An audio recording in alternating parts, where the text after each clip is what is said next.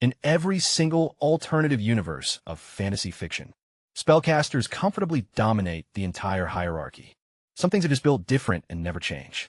Casting a quick glance back at the Starlight hand sign, getting totally checked by that woman seriously bruised my ego. Yet she had also handed me a crystal clear vision of the absolute chaos I was walking right into. The grind for being an unlicensed wild mage to a certified professional pro was literally funded by endless gold coins and shattered aspirations. The arcane realm operated as the ultimate pay-to-win meta. And honestly, I hadn't even reached the paywall yet. Right now, I was still stuck reading the fine print terms. Guess I'll just wing it once I actually pull up to Valence City. Pulling my heavy cloak tightly around me, I concealed the faint glow of enchantments humming underneath, and slipped quietly away into the bustling crowd. My grand ambitions would just have to take a back seat. I had a whole caravan to catch and a massive highway ahead of me. Spring thaw day was finally here, and the biting air stopped actively trying to murder my lungs. Cold Wind City now smelled faintly of wet dirt and slushy snow, instead of pure, unadulterated frozen death progress. The staging area of the Silver Wheel Trading Company was pure chaos. 50 massive, oversized four-wheeled cargo wagons came stacked high with heavy frost steel ingots, rare Arctic furs, and a few barrels of potent liquor that could exclusively ferment in sub-zero, freezing temps. All of them were hitched to powerful, beefy northern draft horses. The entire convoy resembled a colossal sleeping dragon, stretching its long body across the icy plaza. Rocking my trusty gray, I'm a total nobody cloak, I rolled up, right on schedule as orders barked out. All units. Execute final cargo check. Scouts move out. Guards report to your assigned vehicles. Commanding the security detail was a massive dude named Gao. He wore full-plate armor without a helmet, sporting a bald head covered in rugged combat scars, and a face that looked like it was violently chiseled from a boulder. The heavy, oppressive aura radiating off this absolute unit reminded me of Rain, that veteran warrior from the convoy that hauled me into Cold Wind City half a year back, sharing that exact same terrifying vibe of, I could effortlessly wipe out everyone in this parking lot. This guy was the literal reason the caravan could survive a 700-kilometer trek without getting completely deleted off the map. Having a massive powerhouse up front meant I could safely coast and slack off in the back, which is honestly my absolute favorite setup. Right at 9 a.m., the towering east gate slowly groaned wide open.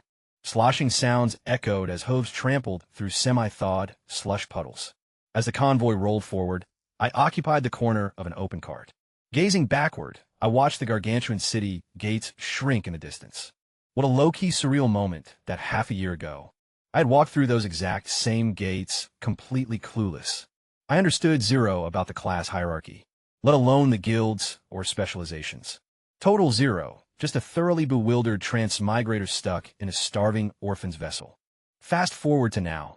A church VIP token sits snugly in my pocket, while thousands in gold worth of enchanted gear stays hidden beneath my cloak. 1,000 gold bow rests right on my back.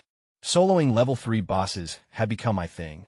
I'd somehow survived a level 4 raid, caught the lingering glances of 2 separate goddesses, and even scored a divine buff I never asked for.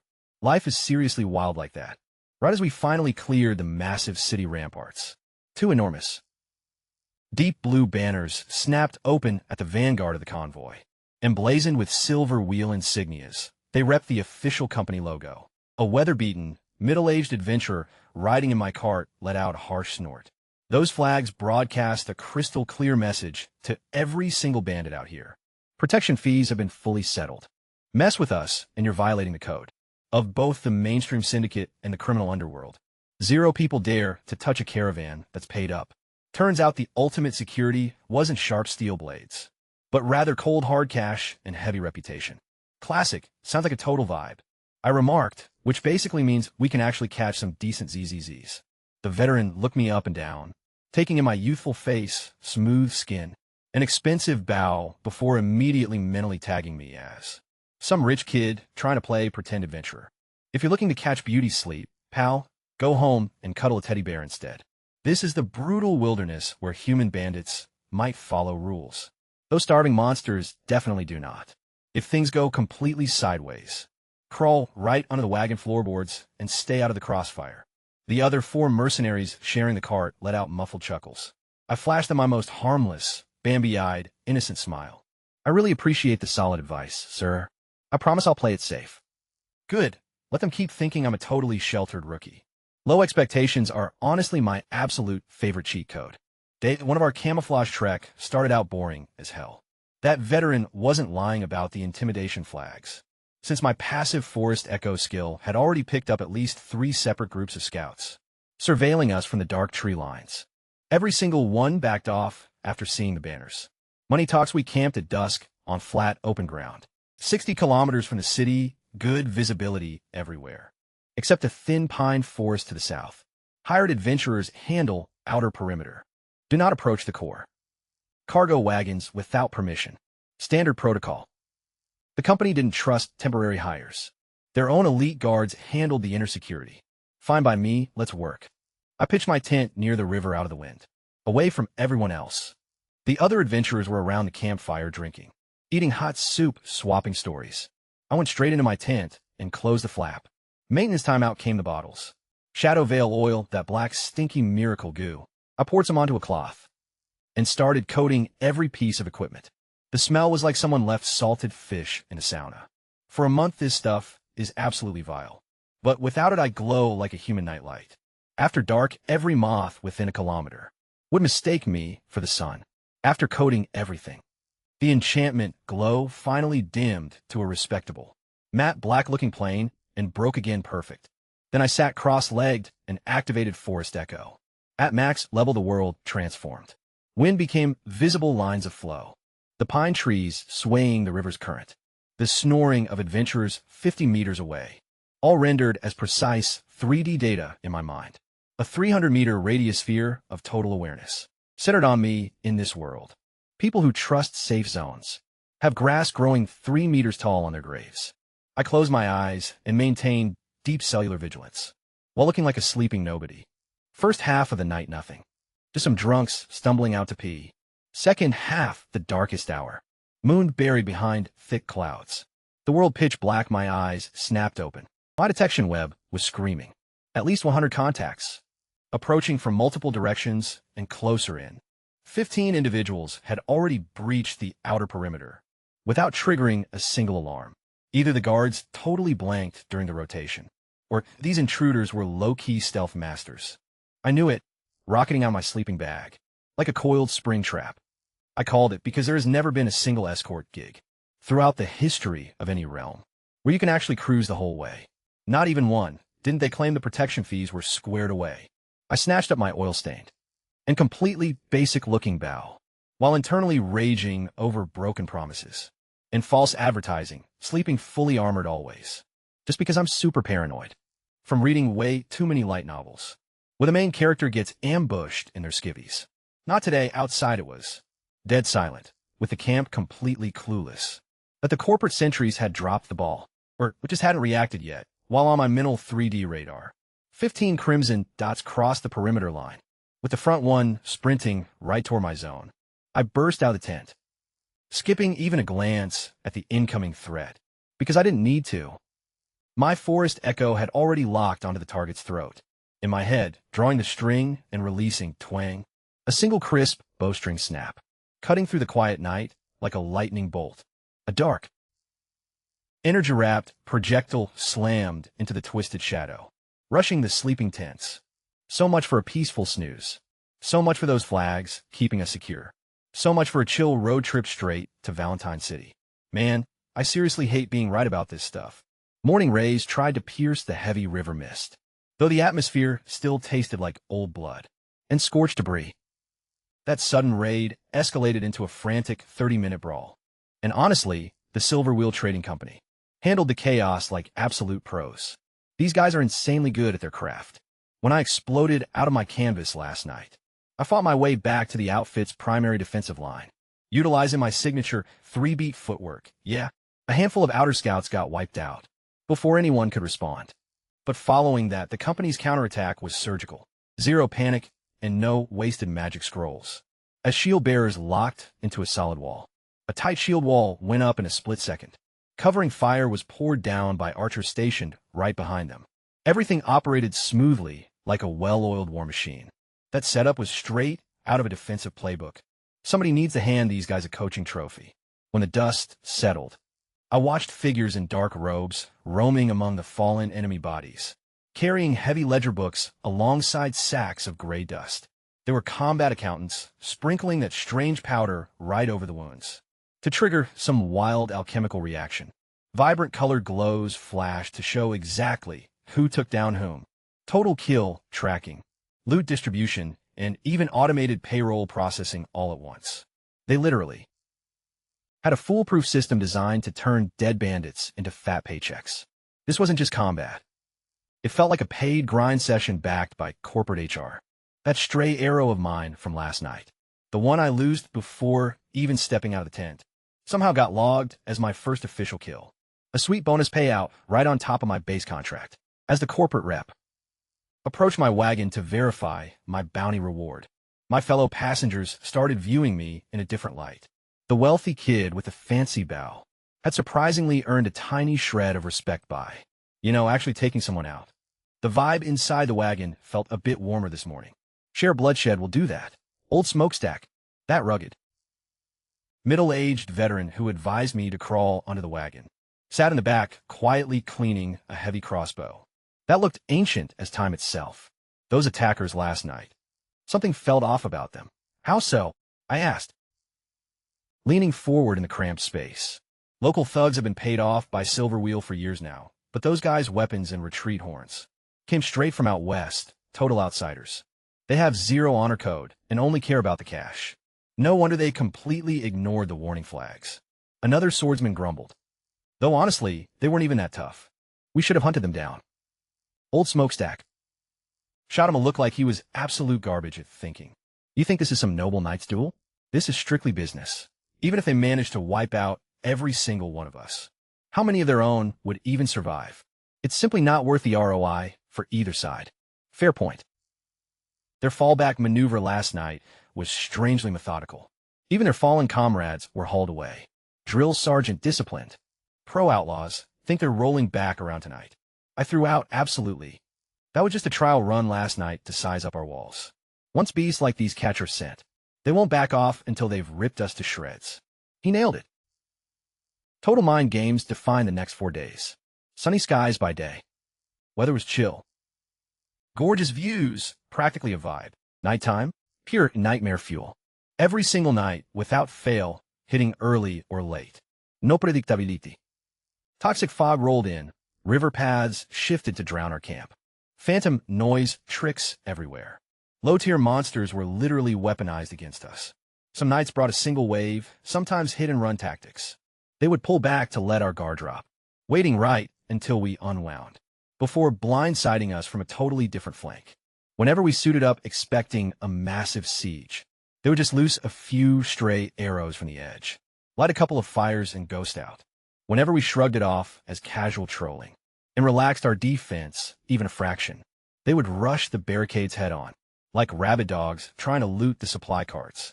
By the morning of day 6, massive bags hung heavy beneath my eyes, looking like dinner plates. Stationed back as an archer, I wasn't on the front line.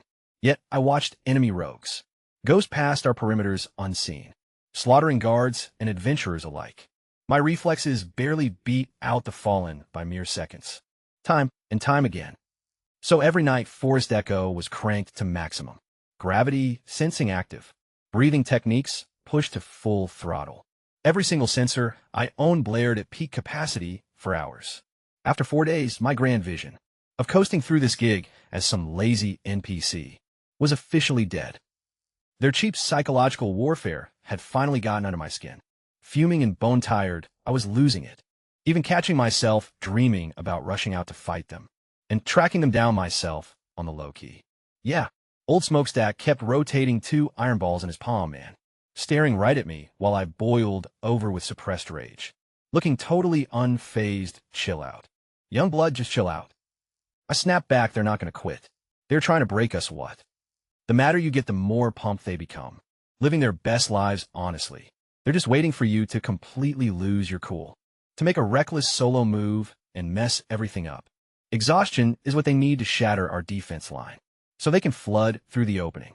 Leaning over with a smirk, another veteran chimed in. Don't overthink it, kiddo. We were literally just placing bets on where tonight's raid is coming from, and I've got 5 silver on the east side. I'm calling the west. Old smokestack dropped casually. These guys were treating the attacks like a game, wagering money, while I was over here stressing out and destroying my stomach. It hit me like a splash of cold water, though I thought I was a pro. Having taken down level 3 bosses easily, survived a level 4 raid, and stared down actual goddesses. Yet out here in the real world, facing human opponents playing the long game, I was nothing more than a total noob. The dungeon was basic. A monster shows up and you eliminate it. The rules and goals were super straightforward.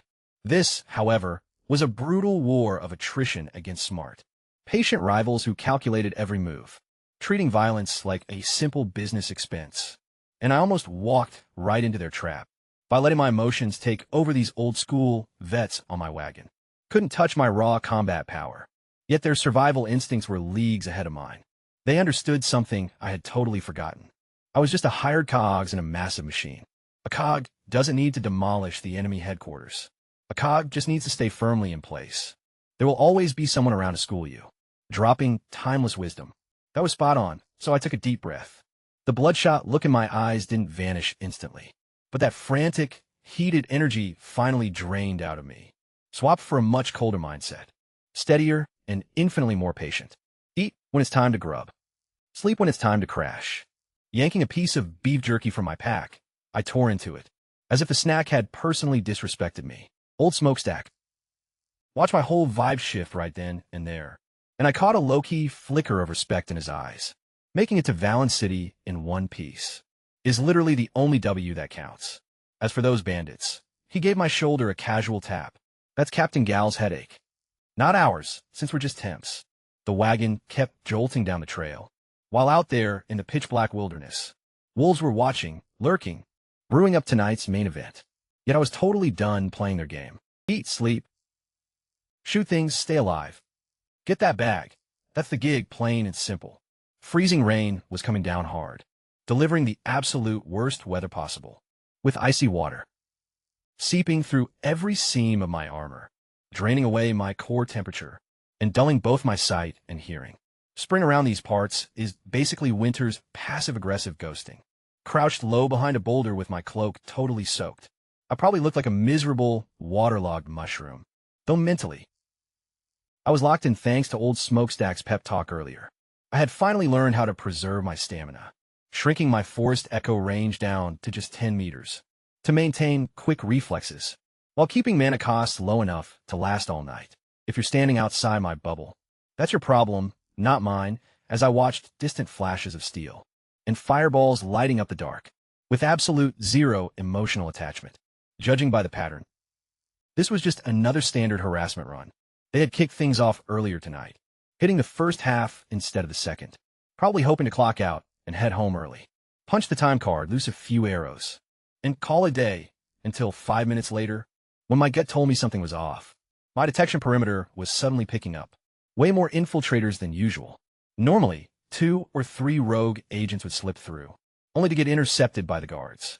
Yet tonight, they threw every single rogue into the mix at once, before that random thought could even finish crossing my mind. Every single hair on the back of my neck instantly shot straight up.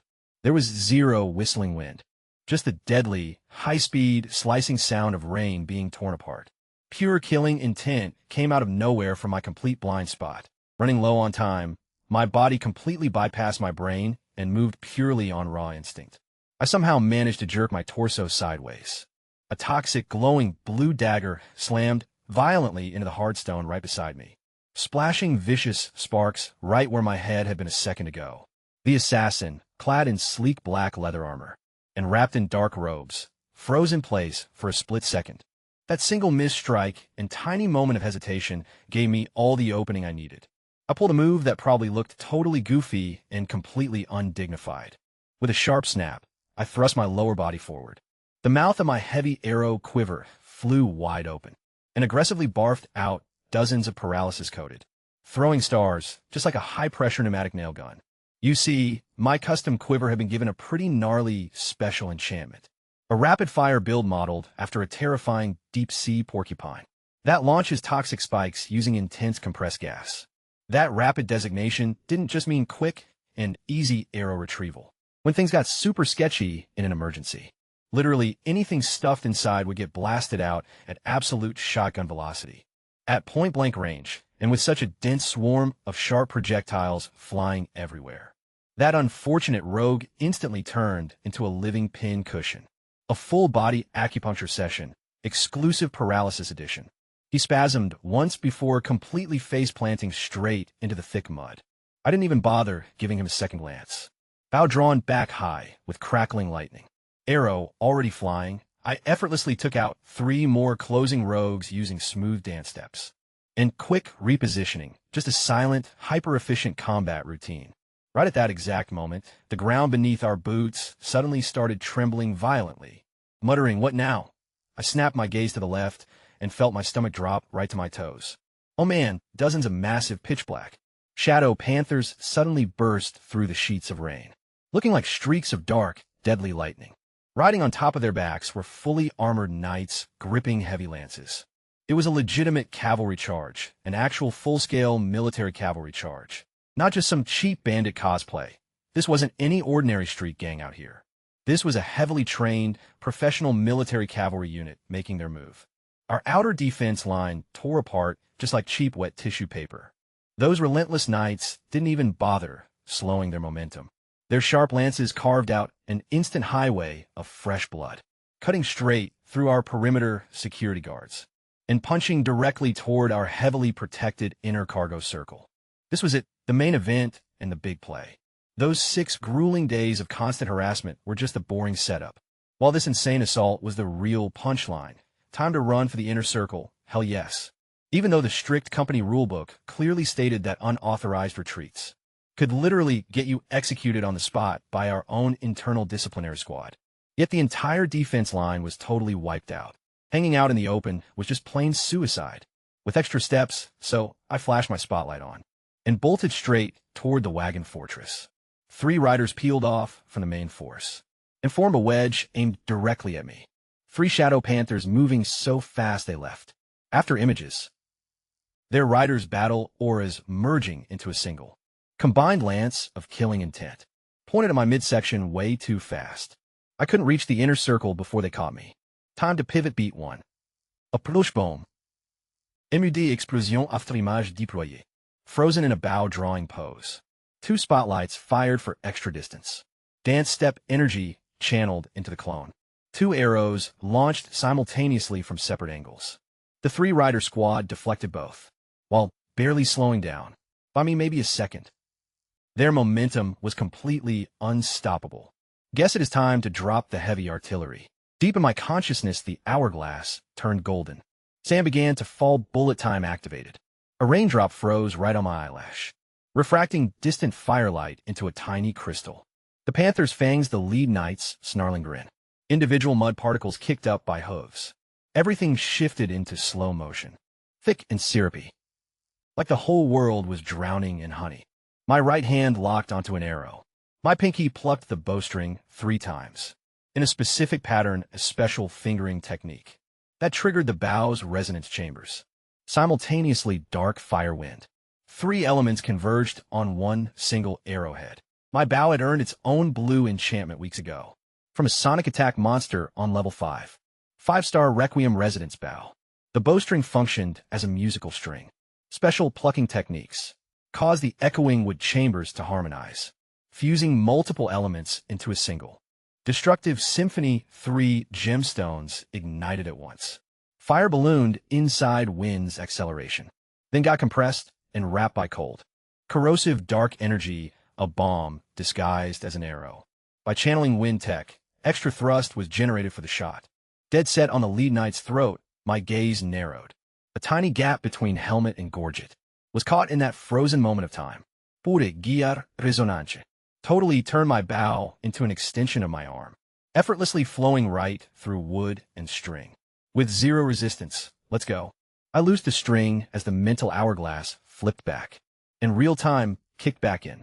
Instead of a normal twang, my bow sang, sounding like a dark 3-part funeral hymn. A sinister black streak resembling Death's own calligraphy brush slashed straight through the trio's stacked battle aura, like it was totally nothing, before hammering into that captain's exposed throat. Boom! Wind-fed fire plus nasty dark erosion went off. Total collapse. The commander couldn't even drop a scream. He honestly didn't have the time. Shattering into pieces just like blown glass, his aura popped. A raging red and black energy storm totally swallowed his entire upper body, reducing heavy armor, flesh, and bone into absolute confetti. Rippling outward instantly, the shockwave blasted the remaining two knights and their panthers back, tumbling wildly through the air like floppy ragdolls. Taking zero breaks and celebrating absolutely nothing, I rode the blast wave of the explosion like a tailwind, cranking my 3-beat skill straight to max, and pushing off my shadow clone shoulder to pull off a slick double jump, soaring right over the inner circle's raised tower shields, before landing clean and steady behind the armored line. Nailed that landing too, no cap. From hiding scared like a soaked mushroom behind a rock, to literally vaporizing a high-tier cavalry officer, and parkouring G over a massive fortress wall, all in about 45 seconds. Old smokestack definitely lost whatever bet he had going on about the assault vector, but I bet he never saw this coming. Before I could even catch my breath properly, the ground deep inside the inner compound began rumbling heavily once more, charging the defensive line with full cavalry force. Dozens of elite Shadow Panther Knights slammed into our barricade like a massive black tsunami. Yet our company had some tricks ready too. A quiet caravan mage, who had been sitting low inside a wagon this whole time, resembling a slumbering beast. A fourth circle incantation was unleashed as his eyes snapped open, instantly warping the terrain right before the charge into a patch of arcane quicksand. That unstoppable cavalry momentum got utterly shut down by a wall of pure defense, as shield bearers locked tightly side by side, bursting forth with earthy battle auras, while rangers and mages inside the ring immediately opened up, unleashing a heavy barrage of arrows, fireballs, and ice spikes all at once. The charging riders failed to break through, and quickly peeled away to circle around the flank. I held my ground in my designated corner, firing off occasional shots while keeping tabs on our defensive setup. Aside from Captain Gal, anchoring the center like an absolute monolith, 3 other elite fighters locked down separate sectors, featuring a mage, a dual-wielding warrior, and a ranger. The cavalry retreated back into the shadows, though they didn't actually leave. My gut instinct told me they were regrouping, some hundreds of meters out, lurking like patient wolves. 10 minutes later, Phase 2 kicked off, as green flame vials traveled in arcs across the sky from every angle. Combustion flasks and toxic fog canisters, alongside acid bombs, dozens of alchemical projectiles, were supercharged with the Knight's battle auras, boosting their velocity to the point where interception was nearly impossible. Our camp instantly devolved into a total horror show, with sickly green mist rolling right past the supply wagons, and stubborn alchemical fire refusing to extinguish, spreading across the puddles like a liquid nightmare. Voices yelled about corpse rot poison and needing antidotes immediately, while others screamed that the magic flames were burning out of control. This was precisely what they planned, a fake-out at first, followed by a real charge and heavy alchemical bombardment. I pieced the strategy together in a split second as they sowed absolute chaos, blocking our line of sight and dividing up the battlefield, which meant rogue infiltration was coming next. I immediately dialed my detection radius down into a tight 10-meter bubble for max density and 0 wasted energy. And barely a second later, right on cue, a sudden energy fluctuation spiked on my right side. Without even turning my head around, I snatched an arrow and gripped it like a makeshift dagger, slashing outward with 0 strike weight amplification. As the shaft shrieked loudly through the air, a streak of white radiance sliced through empty air and mist completely, leaving nothing behind except a sudden, chilling pressure creeping up from my back left, targeted straight at my spine with 0 warning or time to pivot, and absolutely no window to throw up a block. Instinctively, I slammed my bow deep into the muck like a makeshift lightning rod, and discharged the entire volatile reserve from my lightning gem in a devastating, point-blank electromagnetic pulse. ZZ. Steboom. A violent ring of blue electricity erupted outward across a 3-meter radius, shocking everything in sight and instantly vaporizing nearly every drop of my stored electrical energy in a single reckless move. Yet that desperate maneuver forced my invisible assailant to back the hell off. Amidst that split-second flash of blinding light, my prediction eyes finally caught a glimpse of them. A compact figure clad in skin-tight black gear, sporting a completely blank white mask, giving off major, creepy vibes. Then a jagged dark fissure ripped open right in front of them in midair. They casually stepped right through it and vanished into thin air, literally gone in a blink, like walking straight through a doorway that had no business being there. My past grimoire studies immediately recognized the trick. A shadow step specialist, easily the most low-key rare rogue subclass out there. They spin up temporary anchor points, bridging our reality and subspace together, to pull off lightning-fast, short-range teleports. It is low-key, terrifying, with 0 footprints to track down, and no directional cues to predict. They literally drop in out of nowhere from another dimension, slice you up, and vanish back out before you can blink. Standard tracking methods were totally useless against this ghost, so I had to pull a wild Hail Mary play.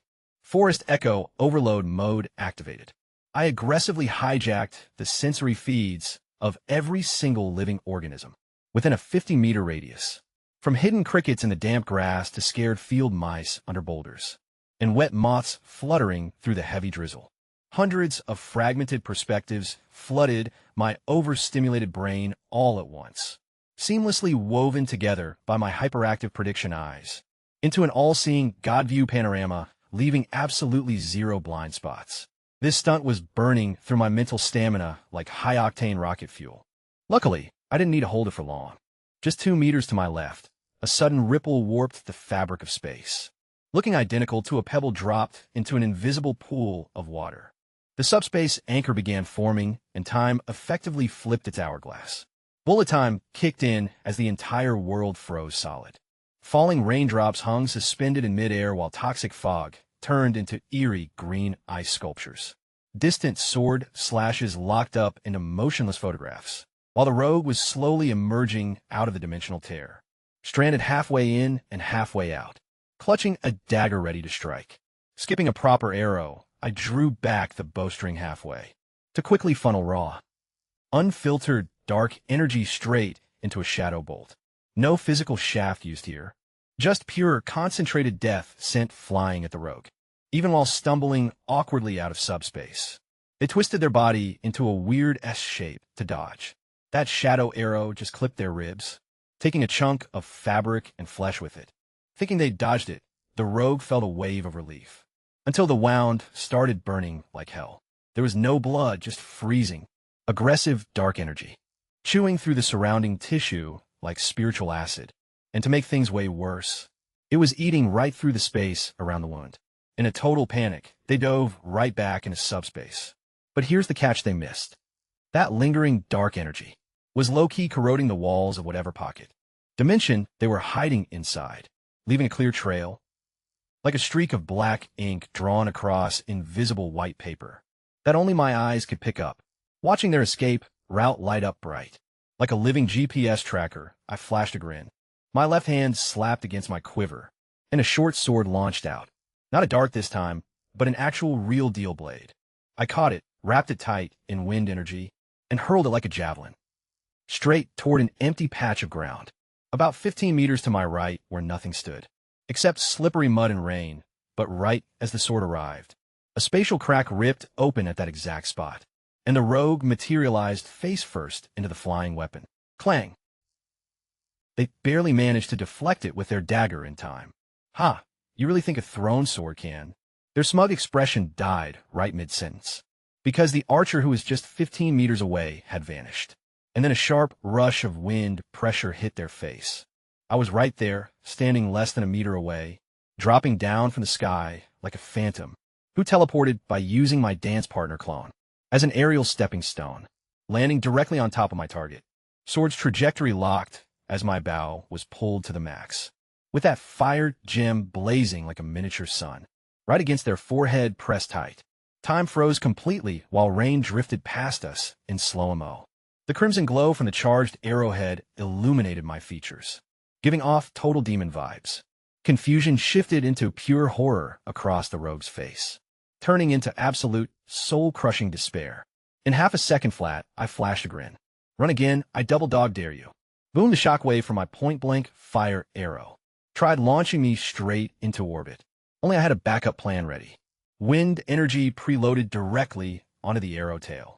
Pushed me backward first to form a protective barrier, before the blast wave flipped into my personal rocket booster.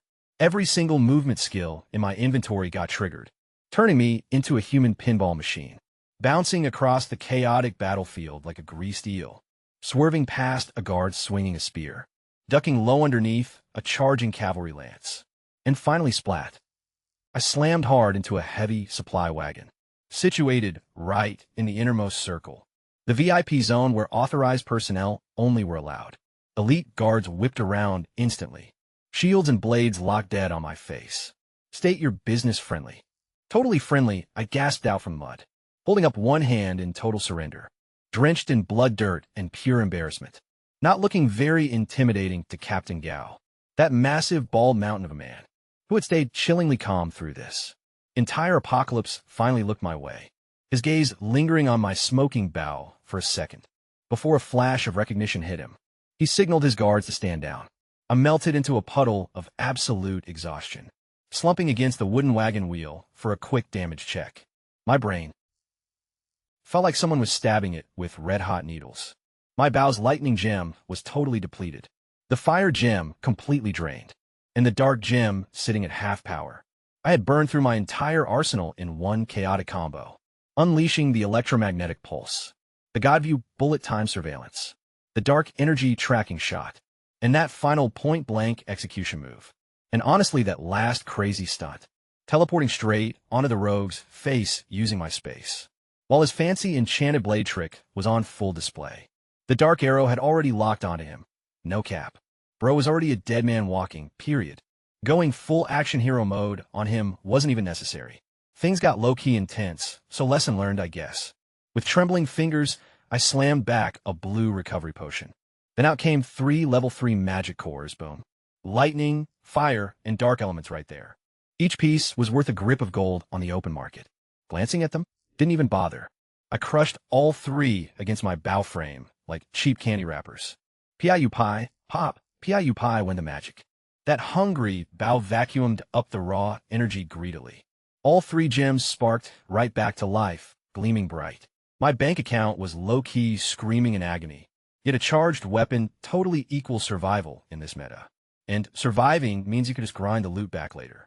Looking around for my spot, our outer defense line was crumbling fast.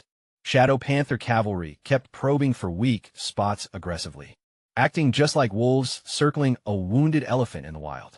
Suddenly, the right flank completely shattered. A whole dozen knights flooded right through the breach. Hold the line. Rangers, focus all your firepower on the breach. Pure chaos was breaking out everywhere. I was seriously debating whether to drag my wrecked self upward and fake like I was contributing, when Gal stood straight up and the entire atmosphere shifted. It wasn't just killing intent. It felt way heavier than that. Like an entire mountain deciding it wanted to take a walk. Every single cell inside my body screamed major Apex Predator vibes. Slowly, he reached for his signature weapon. A massive 2-meter octagonal warhammer, its heavy head completely carved with glowing ancient runes. By the look of it, that thing easily weighed several hundred pounds. The exact second his fingers grazed the grip. Thump! Thump went the impact. The ground pulsed twice as if the hammer itself had a live heartbeat, pulsing like it was genuinely hyped to see him again. There was zero war cry, no dramatic anime speech whatsoever. He just hoisted the massive hammer up and took one heavy step. Boom! The solid ground cratered instantly. 3 strides covered 20 meters, moving faster than the Shadow Panthers. He was basically a human freight train locked in full plate armor. Reaching the cavalry breach, he dropped an ice-cold single word: move. Swinging the heavy hammer horizontally behind his back, the ghostly silhouette of a giant, furious bear flashed into existence with a deafening crunch. That brutal sound wasn't just steel colliding with steel. That was solid armor and bones shattering together. And flesh got completely crushed down into one flat object all at once. No cap. 3 knights alongside their panthers got sideswiped hard. Like a semi-truck just clipped them. By the time they hit the dirt, they were completely blended. Impossible to tell where the rider stopped and the beast began. One swing took out 3 right there. That whole cavalry charge dead stopped. I was just chilling behind my wagon wheel, jaw literally on the floor. This was absolute violence turned into fine art. A total masterpiece of pure brutality. He kept pushing forward like a human pile driver, boom. Some sneaky knight tried pulling a fast one and got hammered straight into the mud like a loose nail. They're gonna need an excavator just to dig him back up, boom. A shadow panther had its spine completely snapped, dropping fast like a pop party balloon. These heavily armored elite cavalry soldiers were basically action figures to this guy. Totally toyed with, then a dark streak flashed in from the flank. Another rogue. Way quicker than the one-eyed assassin wielding a poison blade, targeting Gal's exposed back neck out of nowhere. Gal didn't even bother turning around. His armor flared up in bright yellow. The rogue suddenly moved as if Earth's gravity tripled on them. Limbs turning sluggish, strikes going completely crooked. The dagger merely scratched his shoulder guard without doing a thing, sending sparks flying as Gal threw an elbow backward. Just a simple elbow, no hammer needed. Just a steel-plated arm. The rogue launched backward, flying like a cannonball, bouncing hard across the rocky ground multiple times, while Gal calmly kept right on pulverizing knights. One swing, one kill every single time, keeping a steady rhythm whenever that rogue dared to come back. Gal effortlessly kicked or backhanded them away, like swatting away a stray housefly between hammer blows. Fall back, the rogue shouted out the retreat order. Surviving troops dragged their bleeding buddies into the shadows. Tom silenced them. Gal nodded toward his dual-wielding warrior companion. Anyone still capable of standing needs to join the chase. Any adventurers joining and get double the bounty payout. Half the camp lit up immediately hearing double cash, and rushed straight into the fray. Me, though, I stayed planted right where I sat, glued next to my wagon wheel while chewing on beef jerky. My bow was barely reloaded anyway, and my brain was totally fried. The enemy might still have a backup squad lying low. And more importantly, let's be real. My main character energy was totally maxed out for the night.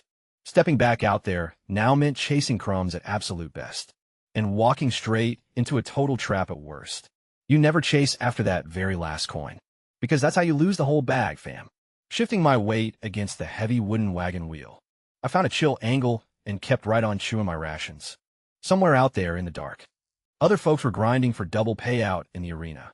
Good for them, but I was cashing in on some heavy ZS. And right then, sleep was way more valuable than solid gold. Last night's showdown was hands down the roughest yet, crunching all the numbers on casualties. Inventory counts and loot tallies took up the whole morning. Yet even after everything got sorted out by noon, the caravan stayed put because something shady was cooking. Keeping quiet, I slipped away and hid inside my canvas tent, eyes clamped shut while desperately recharging my fried brain cells.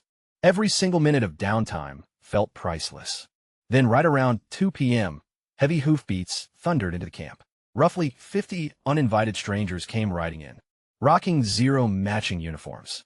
Just a ragged patchwork of faded leather and clanking chainmail. Every single one of them sported a red cloth tied around their left arm, expertly embroidered with a fierce black bird of prey. The Red Falcon Brotherhood, a notorious local syndicate, claiming this turf as their personal playground, deep in the Western River Valley province. Plenty of wild stories about them had reached me in Cold Wind City's taverns. They usually made a living by shaking down innocent travelers. Yet today, these terrifying outlaws were greeting the Silver Wheels manager, like long-lost family members meeting at a reunion. Ah! Old Charlie, we heard some stray mutts bit you guys hard last night. So the boys and I sped right over the second word reached us. Laughed the one-eyed gang leader, Bear Hug, talking to the exact same corporate executive, who normally looked down on hired mercenaries, like they were literal grime on his boots. Right now, that same executive was flashing a huge grin, with his arm slung right over the bandit boss's shoulder, whispering closely like they were old buddies. Concepts like good and evil, right and wrong, in this cruel world, completely dissolve the exact second cold cash changes hands. Today's reckless highway bandits become tomorrow's VIP security contractors. Because at the end of the day, business is just business. 30 minutes later, camp center was packed, as every single surviving adventurer got summoned there. Roughly 30 of us remained while my eyes quickly scanned the ragged crowd. 2 familiar guys from my wagon were gone for good, completely missing in action. Perched upon a wooden crate with a grim look, the executive barked, "Listen up. Those punks who have been giving us grief lately have finally been identified as the Shadow Chlorators. They are just desperate refugees from the western snowstorm who ran out of chow and dared to trespass into our turf to steal. Tonight, that little game ends for good, accompanied by his cold, corporate smile. Nobody messes with silver wheel supplies without paying the price. They broke the rules of the game. So we're teaching them some proper manners tonight. Our forces are teaming up with the Red Falcon Brotherhood, alongside the Black Iron Warband. We are raiding their stronghold. Their exact camp location has already been pinned down by our scouts." A low wave of nervous whispers rippled across the crowd. This was no small skirmish, since Captain Gal was leading the operation personally. Joining this raid is totally voluntary. Anyone who participates gets a sweet 1.5x bounty multiplier. Standard rules still apply to all loot. You could choose to stay behind and guard the camp if you prefer, though nobody is allowed to leave the perimeter from this second onward. Anyone caught trying to sneak away will instantly be treated as an enemy collaborator. Dead silence hung heavy in the chilly air. The payout was stacked. Yet charging headfirst into a raider camp meant putting your life on the line. No cap, I immediately strolled over toward Old Smokestack, who was sitting on his usual camp stool while puffing away calmly. "Are you rolling out?" "Nope," he replied, while pointing straight at his heavily bandaged calf. "Some rogue got a lucky nick on me last night. Running properly is out of the question, so I'm sitting this one out." His eyes studied me closely for a brief second, before he muttered slowly, "Silver Wheels always delivers on their word, plus local gangs have got to assist, since their own turf and reputation are directly on the line. Considering this massive black-on-black betrayal, the failure odds are low, especially with Gal leading the charge herself. Honestly, this is basically kicking someone when they're already down." That little reality check wiped away my last remaining doubts. Those vicious raiders had put me through hell with torture for nearly a week. Just to survive last night, I'd already burned through 3 costly magic cores, alongside a stash of high-grade recovery potions. If there was ever a golden chance to get my money back, with heavy interest, this was definitely it. "Count me in," I declared as the executive looked my way with a knowing grin. "Victor, right?" "Captain. You were actually handpicked by Gal herself to roll with the assault team, meaning you're guaranteed a much sweeter cut of the loot. Word from the captain is that your bow skills are absolutely cracked. So instead of wasting those rapid shots on low-level grunts, we need you pushing into their base to snipe the shot callers." Not only had Gal actually noticed my existence, but she remembered me. And from the looks of it, my status had instantly leveled up from some random gig worker into the guy they dropped straight into the heavy action. Being hyped up like that felt equally validating and low-key terrifying. Later that night, shrouded in pitch-black darkness, a massive crew of several hundred fighters, a mix of top-tier company elites, rugged adventurers, and some gritty local gang members, stealthily advanced through the dense woods until we hit a tree line, positioned exactly 500 meters outside the Shadow Claw encampment. Absolute silence was maintained, with 0 torches lit, leaving only the faint, rhythmic clicking of gear being prepped, and that sharp, metallic tang of pre-fight adrenaline coating the back of my throat. Balancing my weight carefully, I found a solid vantage point up on a thick oak branch, where my prediction eyes swept methodically over the hostile territory. It was basically a heavily fortified, crude wooden setup illuminated by flickering campfires, with sentry stationed high up in the watchtowers. Right around 10 p.m., their heavy front gates swung open with clockwork precision.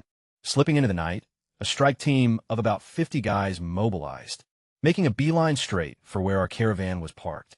This was supposed to be their scheduled harassment run for the evening, but they were totally blundering blind into the massive trap that our squad had rigged further down the dirt road. On the flip side, this deployment left their main hub down a solid 25% of its total muscle. "Get to your marks, all units," commanded the vice commander, his gravelly voice dropping to a barely audible whisper, yet still carrying the brutal impact of a sledgehammer. We skipped all the corny pep talks and useless motivational hype.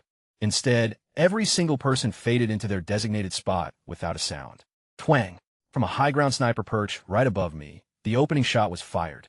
A brilliantly lit, flaming arrow was loosed by one of our rangers, tearing a glowing path right through the pitch-black sky, before smashing into an enemy watchtower like a descending meteor.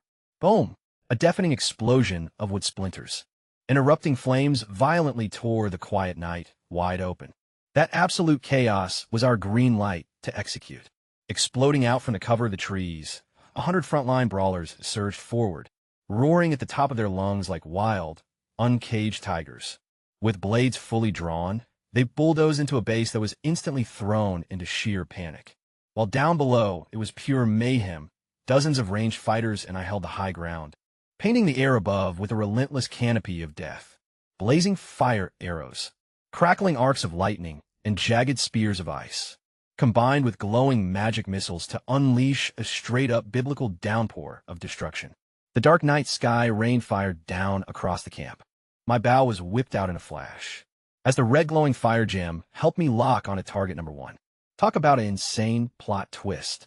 Only yesterday, I was totally fighting for my life against ghost-like assassins, while the night found me perched on a tree branch like straight-up Batman, with the biting wind dramatically whipping my cloak around, and staring down at the blazing enemy camp far below. It's wild how fast you flip from total prey to top predator. Honestly, the vibe was insanely intoxicating. A solid 10 out of 10, totally recommend.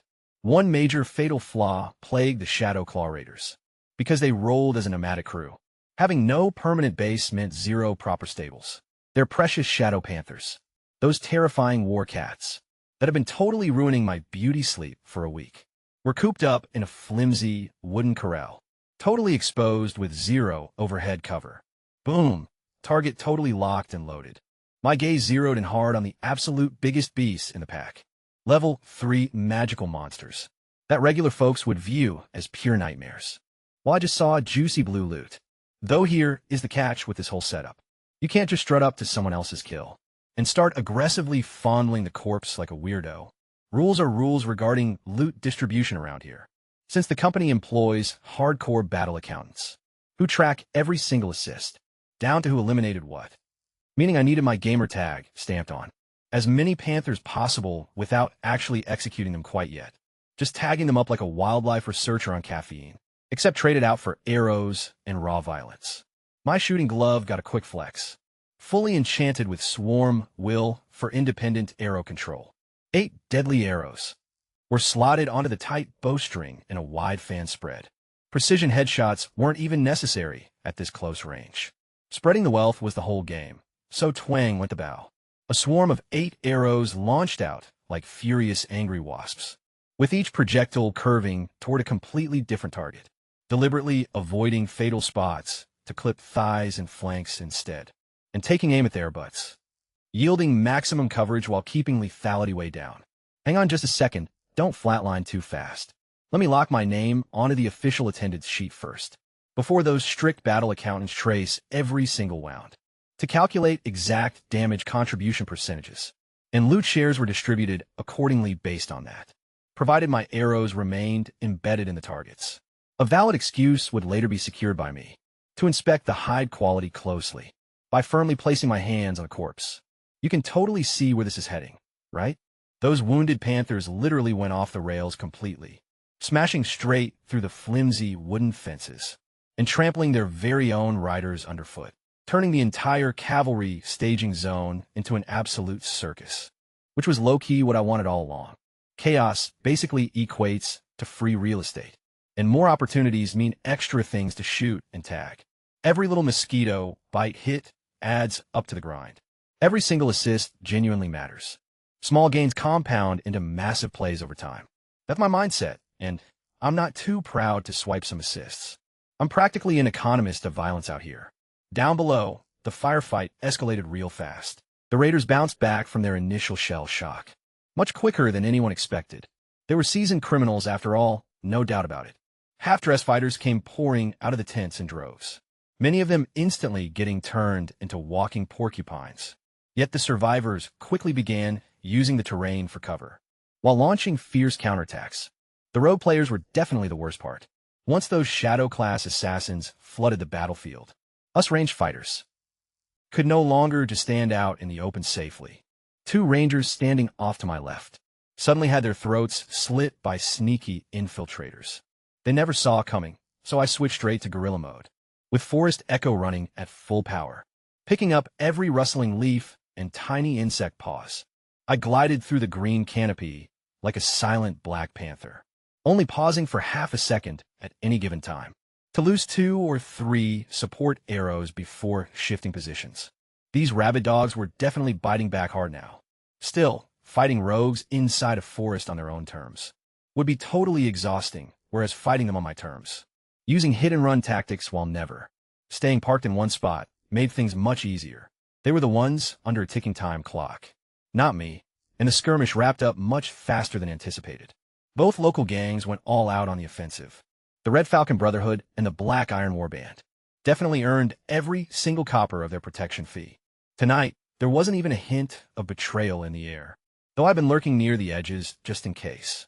Nah fam, this was strictly raw gang-on-gang turf beef.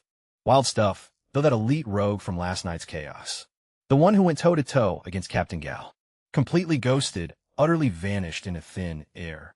Smart play by him, seeing the ship going down. He snagged a life raft and bounced out of there fast. That is how you flex high-tier survival skills as a rogue, knowing the exact second to dip when the last ally drops. It was finally time for the absolute best part, the loot. I bolted full speed straight toward the Shadow Panther corpse pile, thanks entirely to my strategic spread the love tagging method. Almost every single dead big cat across the zone had at least one of my signature arrows embedded right into it. Massive foresight right there. Past me was an absolute genius. The battle accountant was already chilling there with his ledger powder, busily computing ownership shares.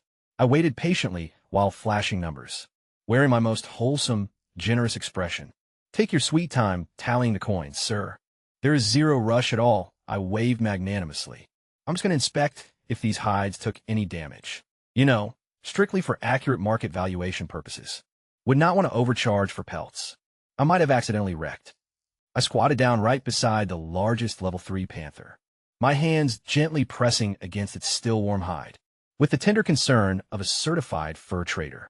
Uprising fine mercandise. Ding. Extraction successful. Acquired shadow, affinity blue. Acquired burst. Sprint green, oh let's go. I glided through the pile, acting like a deeply invested vet, diligently performing post-mortem checkups. Touch, extract, look low-key sad about the fur quality. Then shuffle to the next one. After vacuuming every single drop of enchantments from the panthers, I shifted focus to human loot, strolling through the raider camp, and digging through the pockets and pouches of my personal kills. Total letdown, these dudes were flat out broke. Chipped daggers and crusty, stinky leather armor everywhere. Not even a single glowing magic item between the whole lot. Actual poverty mode. I swear I've fought way richer goblins. Truly bottom-tier NPCs living up to every broke stereotype. I let out a heavy sigh and started walking away, until something suddenly caught my eye. Another dead raider, definitely not one of my kills, sporting the absolute most repulsive cloak I had ever laid eyes on. Filthy and soaked in dark blood. Totally caked in thick mud. Its original shade was completely impossible to guess. It was clearly crafted out of animal hide, though it straight up resembled a dripping, wet rag dragged straight from sewer pipe. Yet there was something about it that made my feet freeze. My eyes went wide like, wait a minute, could that be? My gaze locked onto that nameless dead body's back, pulling me in like a tractor beam, zeroing in directly on that disgusting, mud-crusted mess. That blood-soaked rag he was rocking as a cloak. To any regular person, it was pure trash. Literal garbage you wouldn't even use to wipe down a dirty table. To me, however, that cut, that exact shape, and that intricate stitching pattern. I had spotted that exact design inside the Ranger Guild's VIP section display case with a massive price tag. 1,988 gold coins, man. My heart skipped so violently. I'm pretty sure it actually stopped beating for a second. Every single treasure hunting novel I had ever consumed in my past life was screaming at my brain, do not stare at it. Don't show a single ounce of interest. The second the seller catches you looking hyped, a 5 copper piece of junk instantly turns into a priceless family heirloom. I forced my head to whip in the other direction, taking a deep breath to reset my face to completely neutral. Then I marched straight over to the caravan guard, the one who had just taken out this specific bandit, and unleashed an Academy award-winning performance. Brother, no. I threw my entire body onto the cold corpse, howling loudly like a guy whose entire universe just collapsed. Actual tears were squeezed right out. 2 genuine droplets brought forth through sheer willpower. You promised. We were going to save enough coin to build a house back home. I've been hunting for you for 10 years, and now this? The guard almost dropped his heavy sword in shock. Your brother? Kid, this guy's a Shadow Claw bandit. He got snatched away when he was just a kid. I sobbed harder, acting like I was forced into this life. I searched everywhere for him, and now I don't even get to say goodbye. I snapped my head up, eyes bloodshot, my voice completely cracking. Sir, please let me buy all of his belongings off you, so his poor elderly parents have something left to remember him by. Just name your price, man. The guard narrowed his eyes at me with the extreme skepticism of a guy who had escorted trade caravans for 15 solid years and had heard every single scam in the book. Oh, how tragic for your brother. His voice dripped with pure shade as he spoke, before dropping low into a deep squat to start rummaging through the corpse, acting like a TSA agent on a power trip, checking every piece of armor and inspecting the boots. He practically checked under the fingernails, too. My heart was going crazy inside, while my face stayed locked in total mourning mode. Please, sir, have some respect for the dead. Standard procedure came the reply without even a glance up, followed quickly by a whistle for his buddy, a rookie appraiser everyone knew as Grey Owl, who never stopped flexing about his legendary blessed vision. Grey Owl poked at the body like a livestock vet on duty, squeezing every piece of gear and even sniffing the cloak. I stopped breathing as the guys totally broke. Grey Owl announced out loud, wiping his hands off in utter disgust. It is trash-tier leather armor, with a cheap beginner dagger and 0 value. He failed to recognize it because the cloak was so caked in filth and looked so utterly destroyed that even a certified pro wrote the whole thing off as some worthless animal hide. Huge shout-out to Dirt. Massive thanks to Old Blood and months of straight neglect for turning a legendary 2,000 gold stash into a bunch of unrecognizable rags. The guard climbed back up, looking super bummed. Fine, throw out an offer then. 30 silver coins came out like my entire life savings. Make it 50, countered the guard with a smug smirk. That is your dear brother, and you're only dropping 30. That dagger is basically scrap metal anyway, and you practically shredded the armor pieces. I'm just trying to salvage something for the family.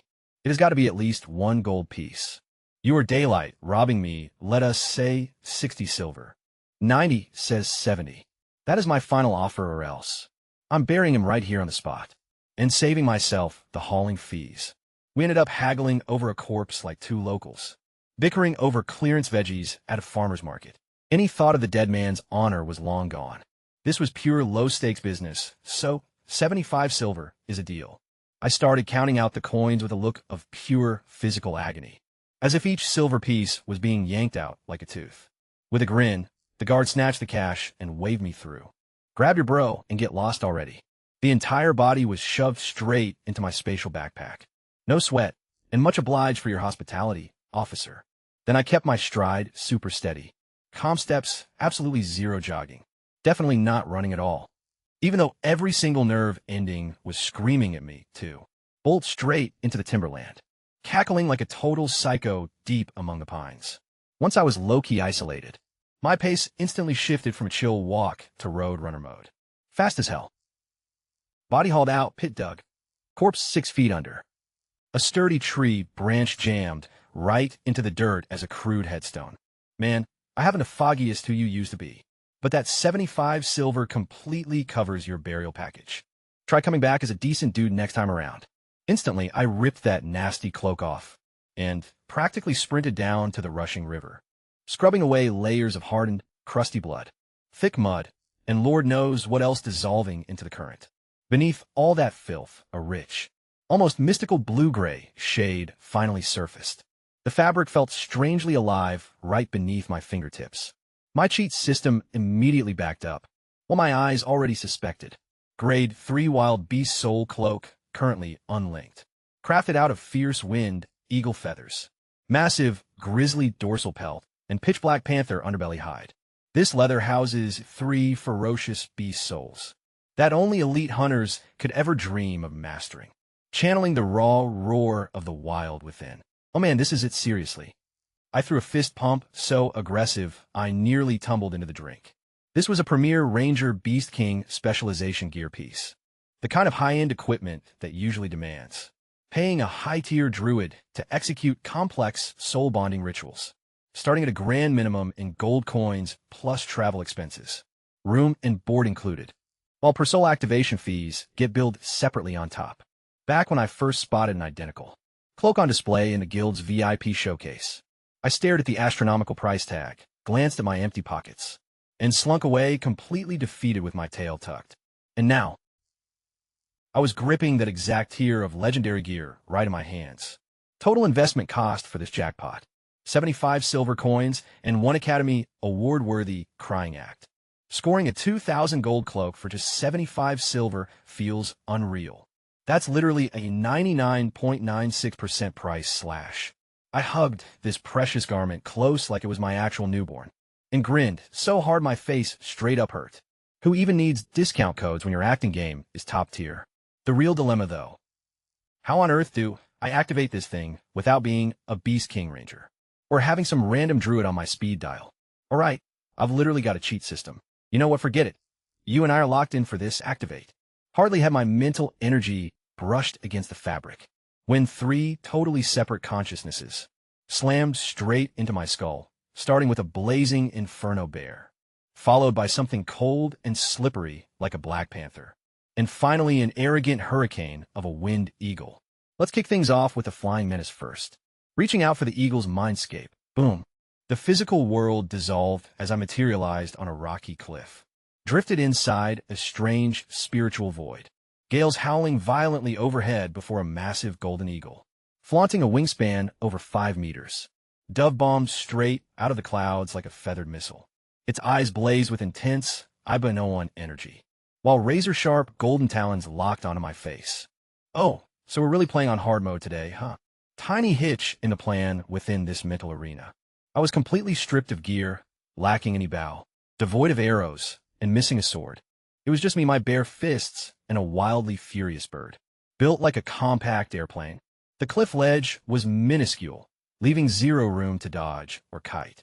This glorified, oversized chicken was about to peel my eyeballs out. In roughly 2 seconds flat, panic mode activated, desperately ripping open my cheat system menu. I grabbed the very first enchantment my fingers touched, and hurled it at the beast like a pokeball. Instantly, the blue orb burst into a massive purple net woven from sticky, glowing slime known as the inescapable embrace, harvested from some random ooze monster ages back. A direct hit straight to the kisser. The majestic bird shrieked in absolute fury as gooey threads tightly bound its wings and deadly claws. It plummeted out of the sky, looking like a gift-wrapped Thanksgiving turkey, and flopped helplessly onto the dirt inside a sticky cocoon. Utterly gorgeous, wildly gross, and totally effective. Diving back into the menu once more, I snagged something way more definitive. Destiny's blunt impact. A ridiculously oversized iron hammer. Right in my palms popped up some wild cartoon proportions. Totally ridiculous, catch this instead. You overgrown pigeon. Drawing back my arm, I smashed the eagle right on the skull. Donk, the proudest and most majestic sky predator instantly went cross-eyed, with its head tilted sideways before passing out cold. Its fierce spiritual energy dissolved completely into golden sparkles, which absorbed straight into me. Eagle taming totally glitched style. Slime net combined with a comedy hammer to the noggin. Druids usually charge $1,000 in gold for elegant soul-linking rituals packed with fancy incense. Meanwhile, I just totally suplexed a bird's consciousness using a Looney Tunes mallet. The vibe's the same, just way less classy. Snapping back to reality with a sharp gasp, my forehead was drenched in sweat. That mental wrestling match drained my brain power hard. Looking down at the cloak, I noticed the back section, where those random-looking feather patterns had previously rested, was now pulsing with a faint blue-green light. Every single feather pattern looked super crisp and ready for flight, like it was yearning to catch the wind. Hell yeah, it actually worked. I snapped my fingers in sheer triumph. The tail of the cloak fluttered behind me like an excited puppy, wagging its tail, or to be more exact, like a tamed hawk greeting its master. 75 silver for eagle vision and gliding hacks. Honestly, the druid industry is a total scam. Then the post-battle hangover hit me like a truck. Severe vertigo washed over me, forcing me to grab a tree to keep from crashing down. My head felt like the eagle landed one solid final peck. Right before knocking out, if I had actually hired a druid, this probably wouldn't hurt nearly as bad. I groaned aloud. Still, dropping 1,000 gold versus dealing with a headache is an easy choice every single time. Checking up on those 2 enchantments I had deployed inside the mental space brought good news. They were still hanging out in my inventory. The bad news: they looked totally burnt out and drained like dead batteries. Still, I'd seen this before. Whenever I recycled enchantments from outdated gear, they recharge naturally over time, meaning my cheat system, magic spells, could actually double as deadly gear in spiritual battles. Plus they reload on their own, which is low-key awesome. Definitely logging this straight into my brain as top-tier info. Once my head stopped spinning from the exhaustion and I caught my breath, back to the campsite I trudged, and instantly felt someone staring a hole right through me. The guard, the exact guy I bought the dead body from, was leaning against a post, frozen right in the middle of biting into an apple. He locked eyes with me like I was some kind of math problem he couldn't crack. Pure confusion was written all over his face, mixed with deep suspicion and that classic look people get when they suspect you've been dabbling in creepy dark magic. Deep out in the woods, I could practically read his mind screaming. This kid left to bury his brother, and popped back up 40 minutes later, looking like an absolute zombie. Why is this exhausted kid barely able to walk in a straight line? Either that corpse was straight up cursed, or this weirdo was doing some seriously sus stuff to it. Out there in the forest, he shivered hard, and that apple lost its appeal real quick, though I knew what was actually driving him crazy. That nagging, paranoid thought that maybe, just maybe, he had traded away a massive fortune for a measly 75 silver. He had already checked the body himself, even though his appraisal buddy looked it over too. They found literally zero value, mostly because they were hunting for obvious weapons and gold, not some mud-soaked rag that happened to be secretly worth 2,000 gold coins. Striding right up to him without a flinch, I avoided zero eye contact and kept my cool completely. Total confidence is always the ultimate camouflage. Hey big bro, got any water to spare? He blinked twice and automatically handed over his canteen. Running on autopilot, I downed a long, refreshing gulp, handed it right back, and flicked 2 extra silver coins straight onto his chest. Compensation for the water, and for giving me space to say goodbye to my brother. His intense suspicion melted away just a bit. After all, a random guy who actually tips after buying water probably doesn't scream shady necromancer, strolling away with a deadpan poker face. My inner soul was celebrating rule number 1 of bargain hunting. Even if you just scored a legendary treasure for pocket change, you never, ever let the seller catch you smiling. Show gratitude and tip well, my friends. Wipe away every single trace of your triumph. Putting your faith in a ghost is safer than trusting some guy who's convinced he got played. Once we thoroughly wrecked those Shadow Claw Raiders into the mud, the rest of the journey felt like an absolute vacation. The highways were buttery smooth, featuring zero bandits. Nothing crossed our path except the occasional low IQ monster, stumbling blindly into our convoy, and getting instantly farmed into a quick snack. Honestly, my old daily commute back in the real world was way more hazardous than this. All this peaceful downtime gave me prime, grinding conditions. Every few nights, once my mental mana gauge was totally full, I'd slip off to some secluded spot to dive straight into the cloaks, spiritual domain, and throw hands with the final 2 beast souls. The bear went down smoothly, just like the eagle did, and the panther followed right after. My custom enchantment toolkit was just absurdly overpowered for a spiritual beatdown against these proud, legendary apex predators, each an absolute unit in their absolute prime. Instead, they got slimed, trapped in nets, and totally bullied into submission by some random player, pulling absurd weapons straight out of a magical UI menu. That is solid 3 for 3 full activation, baby.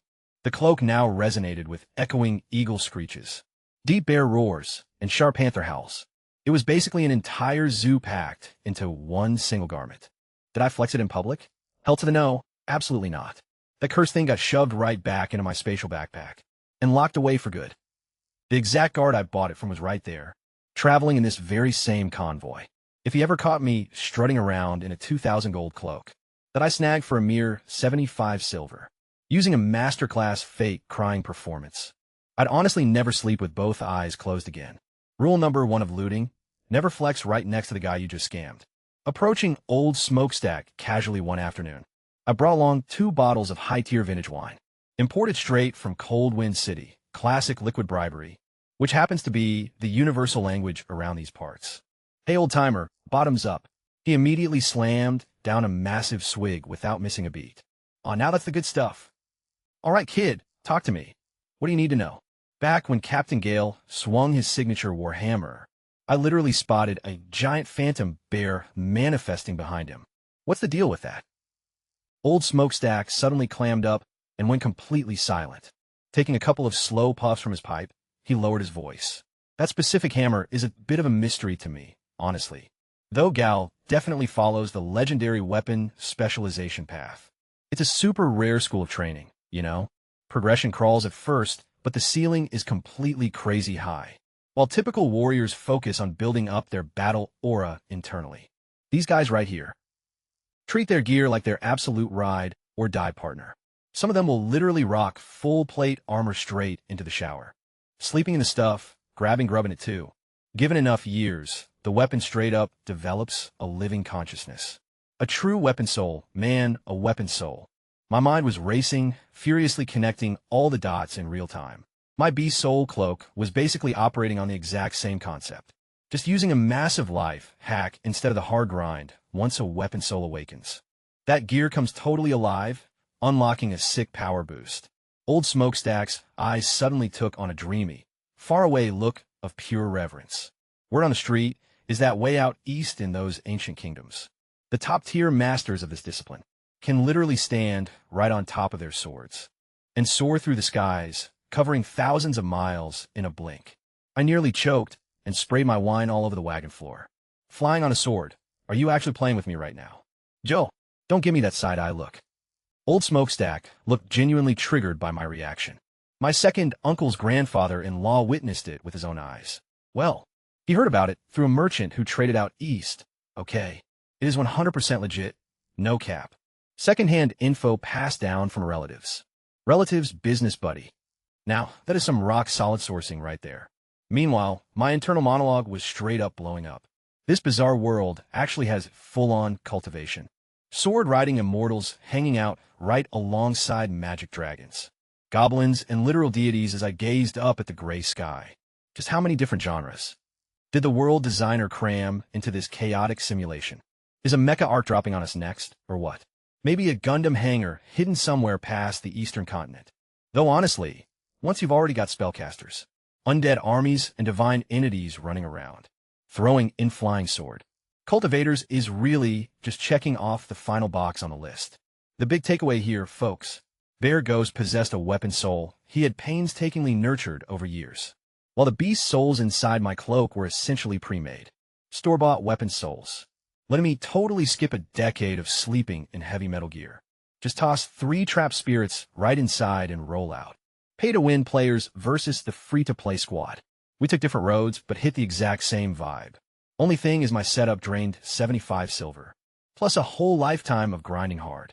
No cap, the grind got way smoother for us once we stocked up again over at Grey Rock, recruiting fresh backup adventurers to replace the ones we lost. 20 full days had passed since leaving Cold Wind City, leaving us lagging 5 days behind schedule, all thanks to that raider detour and the Grey Rock pit stop. Before the distant horizon finally dropped something fresh, a fiery sunset bled across the sky, while way out at the edge of the world, a shadowy silhouette kept getting thicker by the second. There it is, Valence City. Suddenly, absolute hype rippled through the whole convoy. 20 days of nonstop dust, blood, and pure terror, but we pulled it off. I straightened up in my seat and stared hard. Despite hyping myself up mentally for this, I still caught myself holding my breath. That wasn't just a regular wall.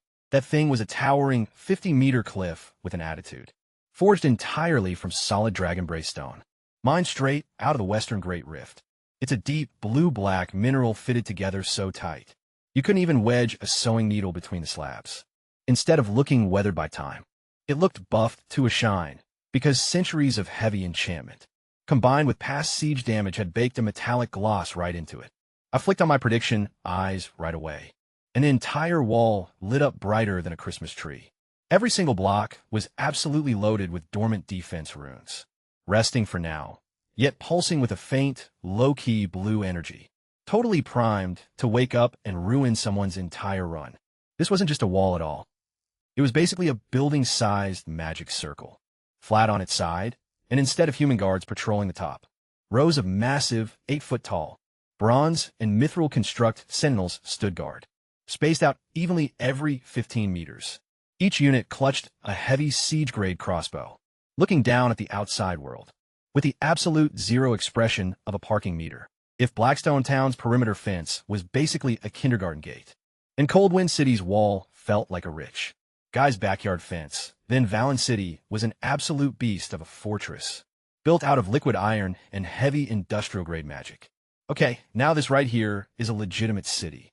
That was when my mind drifted back to the Enchanter's sister's warning concerning those high-tier meditation techniques, draining tens of thousands of gold pieces, mage towers guarding their arcane secrets like dragons, hoarding their gold, unscalable walls standing tall between a self-taught nobody and a legitimate license. Friction warmed my palms as I figured a way out, which I always managed to do, rolling forward toward those intimidating fortifications. The wagon carried me onward while, for the first time in 20 days, pure excitement buzzed inside me. Fresh town, brand new hustle. Same broke corpse looting. Ranger vibe, here we go. Closing in on the perimeter, the scenery turned low-key terrifying. Turrets locked and loaded every 100 meters, and dark iron cannons glaring down at us like mean mugs. Our wheels rattled loudly crossing the drawbridge, prompting me to glance down and spot a massive dark shadow slicing through the murky green depths. That's a terror croc. A level 4 magical beast, old smokestack noted casually, puffing his pipe. Fall in there, and you won't even leave behind dust. Keeping a level 4 monster as a casual moat pet. This city literally uses apex predators for home defense. Clearing security at the gate was wild, since even with the caravan's VIP passes, guards scanned every single traveler, using some kind of high-tech scanner, purportedly engineered to sniff out dark deity worshippers. A chilly drop of sweat crept slowly down my spine. Had that eternal night goddess stamp not been scrubbed clean by the dawn goddess earlier, would this gadget have pinged me? Would I be locked in a dungeon right now, instead of entering a city? Much obliged. Divine OCD, you honestly saved my life without even knowing it. An inner wall neatly split Valencia right down the middle, housing commoners in the outer sector and elites in the inner ring. The Silver Wheels branch office stood right in the bustling trade district, which felt loud and cramped, reeking heavily of exotic spices mixed with horse manure. Mr. Victor, here is your final payout. Covering base paie plus combat bonus. And loot conversion, totaling 630 gold coins. Lifting the pouch, I felt a heavy, satisfying heft. 630 gold coins were pocketed after 20 days of grinding. Pretty solid, except my stash of pricey magic. Cores and potions got totally depleted during those graveyard shifts, leaving a minor net loss on consumables. Then the hidden cloak in my backpack crossed my mind. Acquiring a 2,000 gold item for just 75 silver makes this run, honestly, the absolute biggest financial flex of my life. A return escort straight to Coldwind City was pitched to me by the clerk, happening in 5 days. My refusal was faster than the words leaving his mouth. Head back to the noob town. After finally unlocking the in-game zone, as if Valen City then served me its very first reality check. Everything here costs an arm and a leg. 8 silver pyrite was the quote as I stood outside a hotel that could only be labeled as moderately sanitary. Definitely not fancy, zero luxury. Just 4 walls, a door, and a mattress. Yet that price tag nearly gave me a heart attack. Without even glancing up, the landlady kept popping sunflower seeds. This is Valencia, honey. So if that breaks the bank, hit up the slum dormitory. 20 copper a night, just make sure to sleep with one eye open, so nobody walks off with your kidneys. Back in Coldwind City, 8 silver. Netted me a sweet suite with room service and a steak dinner. Here, I bought a locked cupboard with tap water. Metropolitan living is definitely no joke. After checking out 15 different spots, yes, 15, I finally stumbled upon tumbleweeds. Rest tucked away in a quiet alley. An attic room for 5 silver a night. Slanted ceiling with a window that barely opens halfway. Still, the landlord happened to be an ex-mercenary who had installed basic security wards, and peace and quiet were guaranteed. Technically speaking, I was loaded by cold wind city standards, but considering advanced meditation techniques, could easily run into tens of thousands of gold. Saving every single coin brought me one step closer to becoming a full-fledged mage. Strict budgeting was non-negotiable. With the door locked and heavy curtains drawn, the tension from the past 20 days finally melted off my shoulders. Out came the beast soul cloak from my pack. The fabric caught the candlelight, throwing a faint shimmer. Faint murmurs echoed from deep within the weave. A howling wind mixed with a low bear growl, and a panther's steady breathing. 3 dormant souls fully awakened and waiting. Time to put this bad boy through a full test drive. Diving straight into the spirit space with my eyes shut tight. Stopping first at Eagle territory, perched on a jagged mountain cliff, surrounded by rolling clouds while a massive golden eagle circled above. We aren't throwing hands this round, right? Letting out a sharp, almost friendly shriek. The majestic bird plummeted downward and, skipping any attack, melted into a brilliant turquoise light wrapping around my frame. Eagle vision activated successfully. My entire perspective blew wide open. Tiny droplets of moisture condensing in distant clouds came into view a kilometer away. Even an ant's antennae twitching dynamically. Inside a cliff fracture was visible, boasting insane visual fidelity. Honestly, it felt like upgrading my eyeball straight from standard def up to 8K. Suddenly, unfurling massive wind elemental wings from the cloak, I leaped off the precipice. Zero falling panic, sustained purely by an upward current of air, gliding smoothly while banking and spiraling through the open sky. I pulled off a sick midair double jump. That would honestly make any modern video game protagonist jealous. Hitting a clean barrel roll just because I totally could. The scenery shifted instantly to frozen peaks and the bear's cave.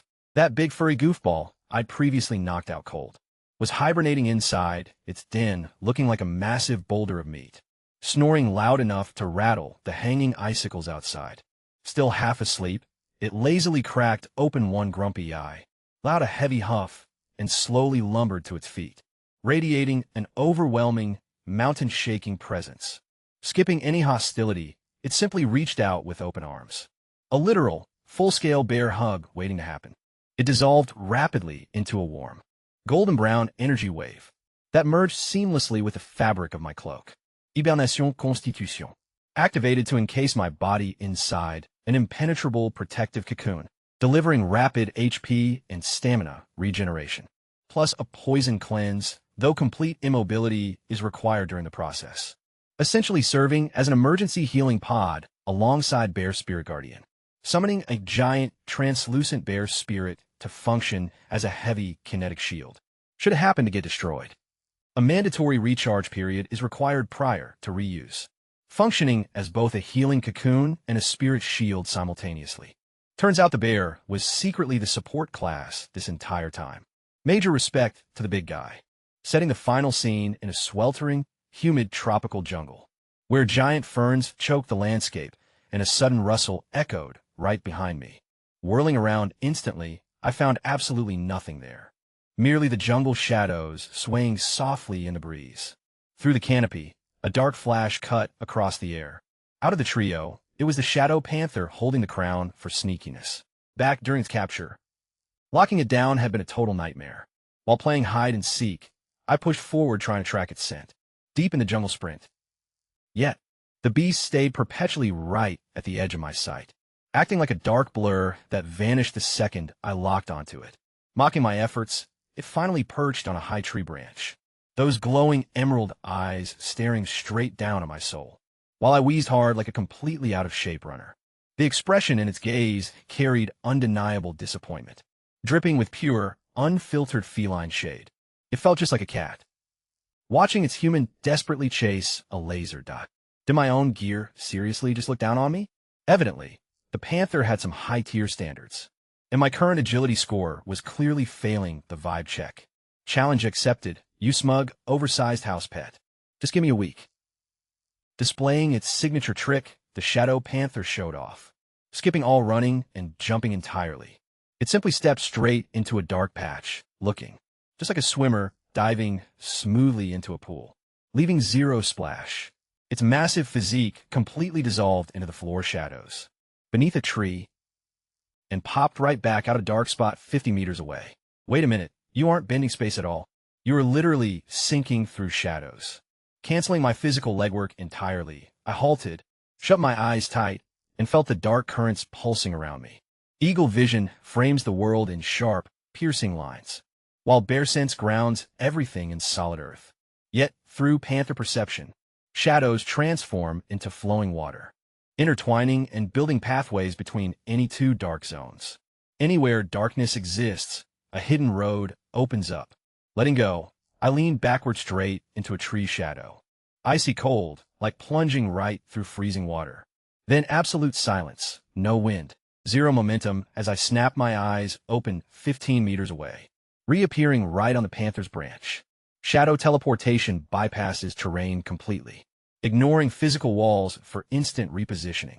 This power was dangerously addictive before the panther let out a nod of approval and bolted forward into the dense jungle. This time, I matched its pace effortlessly, two dark streaks flickering seamlessly between the shadows. Acting like pure darkness, the entity then dropped one final trick on me, a shadow chain that fires out to lock down targets dead in their tracks. It took me 3 tries since the first chain veered wildly off to the side. The second slammed into a tree trunk, while the third nailed a deer effortlessly. Shadow Bind lets you unleash a shadow chain to briefly freeze a target in place and slap a tracking mark on them.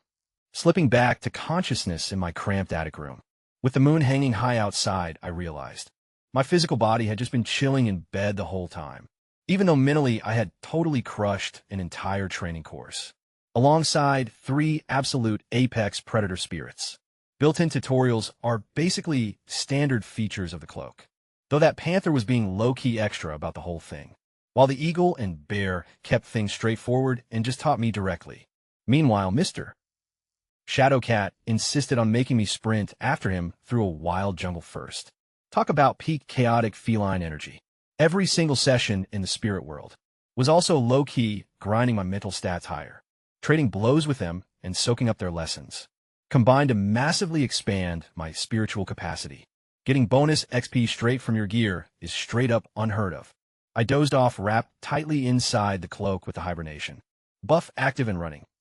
Leveraging that baby bear recovery felt like cheating the system. Snapping awake, I felt like a phone fresh off a fast charger, with my vision crystal clear and my entire body buzzing with low-key power. This is honestly insane, I thought. With one massive stretch, making every joint pop like popcorn, I bolted out the door. Today's main side quest was tracking down some serious meditation techniques. Serving the outer city's public library stood a rugged structure aged 3 centuries, devoid of any fancy inner-city magical search algorithms, relying instead on dusty wooden shelves and crumbling old paper. Yet it remained the sole sanctuary where everyday folks could hunt for genuine knowledge for a flat rate of 2 hours, costing a single silver coin with 0 magic inks or quills allowed. Stepping into the rare book zone, the librarian sported spectacles thick enough to deflect incoming arrows, and didn't even bother glancing up as I entered. Forking over 1 silver coin bought me 2 solid hours of reading time, since the local economy operated strictly on silver as its base currency. Copper coins didn't even register as an option around here. Everything cost a fortune, making even breathing feel like a paid subscription. Dragging out a massive tome the literal size of a cinder block, entitled River Valley Province Professional Advancement Guide, 5th Revised Edition. I flipped straight to the mage section on page 102 and watched my hopes flatline instantly. Official Mage Tower Apprentice Prerequisites explicitly mandated an age limit of 8 to 10 years old. Exceptional spiritual talent under 12 years of age. Reading further was totally pointless. Having long passed 12, I struck out on rule number 1. Game over, absolutely no pass go for me. Yet I kept scanning the pages, just hunting for loopholes. External personnel options. Oh yeah, just sign a long-term service contract with a mage tower. work as a basic assistant, or turn into an expendable grunt for 40 to 60 years. If your performance is solid, you might actually land a basic meditation technique. Right after your sentence, my bad. Your service period wraps up. Wow, only 60 years. Why not just demand your entire natural lifespan? And save some ink, seriously? Every single door was locked, barricaded, and welded shut because the mage establishment had totally monopolized all magical knowledge. An ordinary person trying to learn actual magic was like a broke peasant trying to become king. Theoretically possible, but practically a pipe dream. I was right on the verge of slamming the book shut, when suddenly, a tiny footnote box at the page's bottom caught my eye. It was a historical fun fact about professional evolution. About a century ago, back in the arcane renaissance, today's alchemists were merely a sub-faction inside the mage profession.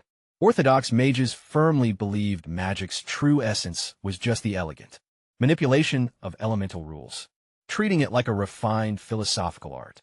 Those practitioners, who spent all day hunched over crucibles, reeking of sulfur and obsessed with material transformation, were looked down upon as a total embarrassment to the magical community.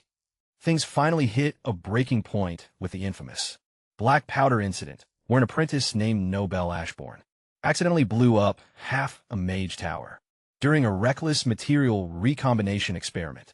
Following that disaster, the Mage Guild dropped the purity decree, booting out every single practitioner devoted to alchemical craft, rather than pure magical truth, out from the noble mage profession. These banished outcasts eventually established what we now know as the Alchemist Guild. The text framed all of this with a super mocking, condescending vibe, basically shouting, "Look at these total losers who got booted out of the legit magic academy." Though my brain totally misread that line, kicked out mage branch. Having a lower social rank means fewer entry barriers. And seeing as they used to be mages, they've definitely got meditation techniques down. Those fancy wizard towers won't give me the time of day, since I'm way too old, broke, and lack connections. But the outcasts, the ones the system literally tossed aside, would still possess that core foundational knowledge, just minus all the elitist gatekeepers and clout. I gazed right out the glass, toward the neighborhood perpetually shrouded in weird hues of smoke, the craftsman quarter, stamping ground of the Alchemist Guild. Every single mage tower slammed their gates in my face. Time to see if the alchemists left an entrance unlocked. Massive smokestacks stood tall, pumping rainbow-colored toxins straight into the atmosphere.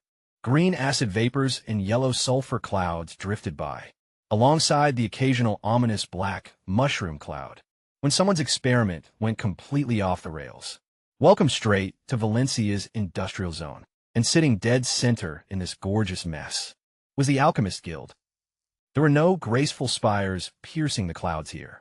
This joint looked like folks had been illegally tackling room extensions for half a century with zero code enforcement. Odd artifacts and trophies lined the walls everywhere. Half a blown-up brass golem dangled from one corner. A steam boiler was twisted like a pretzel in another. And was that a giant tentacle specimen that got half-turned to stone mid-wiggle? So this is where the blue-collar sorcerers hang out, contrasting sharply with those stuck-up wizard towers. These folks felt genuinely real, rocking stained robes and messy bedhead, while passionately debating explosive yields under layers of soot. Definitely my kind of crowd. Then reality slapped me right across the face. I elbowed my way through the packed lobby, up to the front desk, where the prerequisites to become a certified alchemist around here.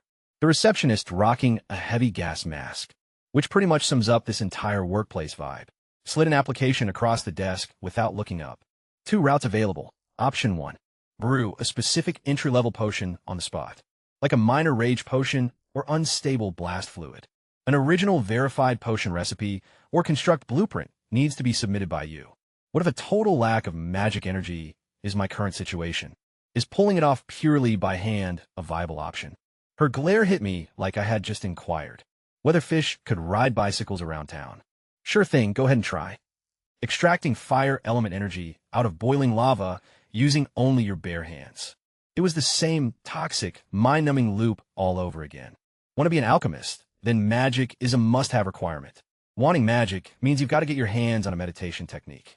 And if a meditation technique is what you're chasing, signing up as an apprentice at a local mage tower, or an alchemy workshop is required. If a meditation technique was something I already possessed, why on earth would I be standing here huffing these foul sulfur fumes? I would be living it up as some fancy shancy mage instead, storming straight out of the guild hall, with heavy boots clomping and beginning to wander through the surrounding private workshops. The guild's outsourced grunt work was being handled by these small businesses, mass-producing everyday civilian alchemy products all day long. A deep wave of nausea hit my stomach from what I peered through those greasy windows. Teenage apprentices were locked in place at assembly lines, acting like mindless zombies. Toxic minerals were being ground down by some without a shred of protective gear, while others handled corrosive chemical solutions with their bare hands. Their eyes were totally dead and their faces completely empty, acting essentially as human machines before I finally stopped at a shop displaying a hiring sign that boldly stated taking apprentices, the kind of place where young hopefuls actually learn meditation techniques. A fat workshop owner covered from head to toe in flashy gold rings waddled outside, looked me up and down critically, and barked a 5-year contract, with room and board fully included. Did you expect a meditation technique included too? Get lost, because there's a whole line of people right behind you who would literally kill for this gig. Getting kicked straight out to the curb made me try my luck at 7 or 8 more shops. Every single place gave me the exact same story. The alchemy world turned out to be just as massive of a pyramid scheme as the elite mage world itself. Knowledge and valuable resources were tightly hoarded by the big workshops, while the little guys got completely exploited. The only noticeable difference was that alchemists smelled way worse. My patience was completely gone, and I was ready to throw in the towel, turning my back to head straight home, when a weird sight caught my eye. Nestled right at the very end of the street sat a tiny workshop in the absolute worst location imaginable. Half of its wooden sign had already rotted away and fallen off, leaving behind 0 recruitment ads and 0 customers in sight. Hanging there was just a crooked wooden plank scribbled with charcoal, urgently searching for a level 4 monster twilight. Giant moth's crystallatus compound eye. Integrity needs to be at least 80% with payout open for discussion. Open for discussion now, that's a vibe. A whiff of pure opportunity hit me right then. The desperate kind, which hits different in the chaos. Scattered metal parts were everywhere. Blueprints completely blanketed every single surface. Not even an inch of floor space remained open, while right in the middle of the room sat a massive spherical contraption crafted from brass. Gears and crystal lenses heavily layered with rust and burn scars. It looked like some kind of ancient relic. Balanced precariously on a ladder was a scruffy middle-aged man, busily tinkering with its guts. Hey boss, you got a customer coming through. Someone's here, he yelled, startled, dropping his wrench instantly. He lost his balance completely and crashed hard into a junk pile. Yet rubbing his bruised rear wasn't his very first move. Diving headfirst for the drop component was instead, as he tenderly blew the dust away. Please be okay, phew. It's not broken. Then his eyes locked onto me, red and completely bloodshot, burning intensely with the unmistakable fire of obsession. Are you here for the commission, maybe? Pointing at the sign, I asked, what do you need a moth's eye for? Spirit amplification potions. Potions? That low-tier trash doesn't even deserve this component. He popped up and pointed right at the giant brass sphere, acting like a proud dad. This is the Star's Eye, an ancient stellar observatory, utilized by the Star School to observe planar rifts. This total wreck was bought by me at an auction, and 20 years were spent restoring it. Just one component remains left. The compound, I acting as the core lens, and it boots up again. He was literally vibrating with excitement. Once a genuine ancient construct gets restored by me, executive status will be granted by the Alchemist Guild. An instant promotion, total tech nerd energy. Bro literally bet his life savings on a passion project. Stuck on the final boss, so you're totally broke. Turning red in the face, he stuttered temporarily. Cash flow challenged. The workshop was mortgaged by me just to buy precision mithril gears. Unless this contraption is rebooted by the end of the month, everything gets repossessed by the bank. Then how are you going to pay me if I retrieve the eye? Once it's up and running, money won't even be a thing. Double, no, triple your fee is what you'll get. IOUs do 0 for me, uncle. My life is literally on the line with a level 4 monster. What if you fail to fix it, or the guild simply doesn't care? All the hazard is on my shoulders, while every reward remains totally hypothetical. Total garbage deal, I thought as I turned to leave. Wait, don't leave yet, he pleaded, catching my sleeve. With the desperate grip of a drowning guy. Success is guaranteed because this is the final step. As soon as executive status is mine, cash becomes irrelevant. Or hey, just take whatever you want from my workshop. Name your price, just fetch that eye for me, anything at all. My gaze swept across the scattered heaps of junk. What else do you even have here besides broken metal scraps? The frantic look in his eyes instantly faded. Harsh reality finally set in as he scanned his cluttered workspace. Aside from the unfinished star's eye, he owned absolute zero. He was totally broke in every sense except for his pipe dreams. The fish had totally swallowed the hook. Now it was time to reel it in, so I pivoted back with the grin of a sly fox, who had just spotted an unguarded henhouse. Listen up, boss. You wouldn't happen to have a meditation technique stashed away, would you?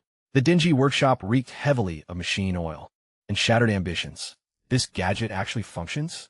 Suspended between two fingers, I held a tiny, glowing blue crystal, squinting at it beneath the gloomy illumination. Swirling currents of some smoky mist moved around inside it, looking equal parts mystical and surprisingly cheap, resembling a gas station souvenir imported from an alternate dimension. Shoo, shoo, shoo. Keep your voice down, begged the workshop owner as he lunged forward, like a startled prairie dog, slamming both palms right over my hands, his wild eyes darting toward the deadbolt door, as if a SWAT team was about to bust the place open. This is total contraband, he hissed, his voice shaking with an equal mix of pure terror and hype. An original invention by the pioneer alchemists, the exact outcasts banished from the official mage towers. This was engineered by them to push back against the magical monopoly, right under the noses of those arrogant old wizards. The guy was practically buzzing with low-key hype, while breaking down strict orthodox meditation techniques. Those fancy practices demand elite talent, noble bloodlines, and marble meditation chambers, fully loaded with incense and rose petals. Meanwhile, us alchemists, we don't need to throw fireballs or summon crazy meteors. Raw magic power is totally fine, even the crudest, dirtiest, and most unstable juice out there, provided it can light up a basic rune inside your skull and get an alchemy station running. That is literally enough. He pointed at the crystal in my hand. This right here is a thought imprint crystal. Just slap it straight on your forehead, and it burns a simplified meditation circuit directly into your brain. Even a sword-swinging orc with half a brain could pick this up. Of course, he added, suddenly looking a bit sheepish, there happen to be some side effects. The efficiency drops to about 1/10 of a proper beginner's meditation method. The mana it pumps out is completely packed with impurities, which is why the mage towers call it industrial garbage. That utterly disrespects the sacred art of knowledge. Plus, once you master this version, you are permanently locked out of ever becoming an actual mage. That is why the tower wizards totally tolerated it. It poses zero threat to their monopoly. The alchemist guild bosses decided to make up for low quality with sheer quantity. Some workshop owners treat their apprentices like literal disposable batteries running on industrial garbage.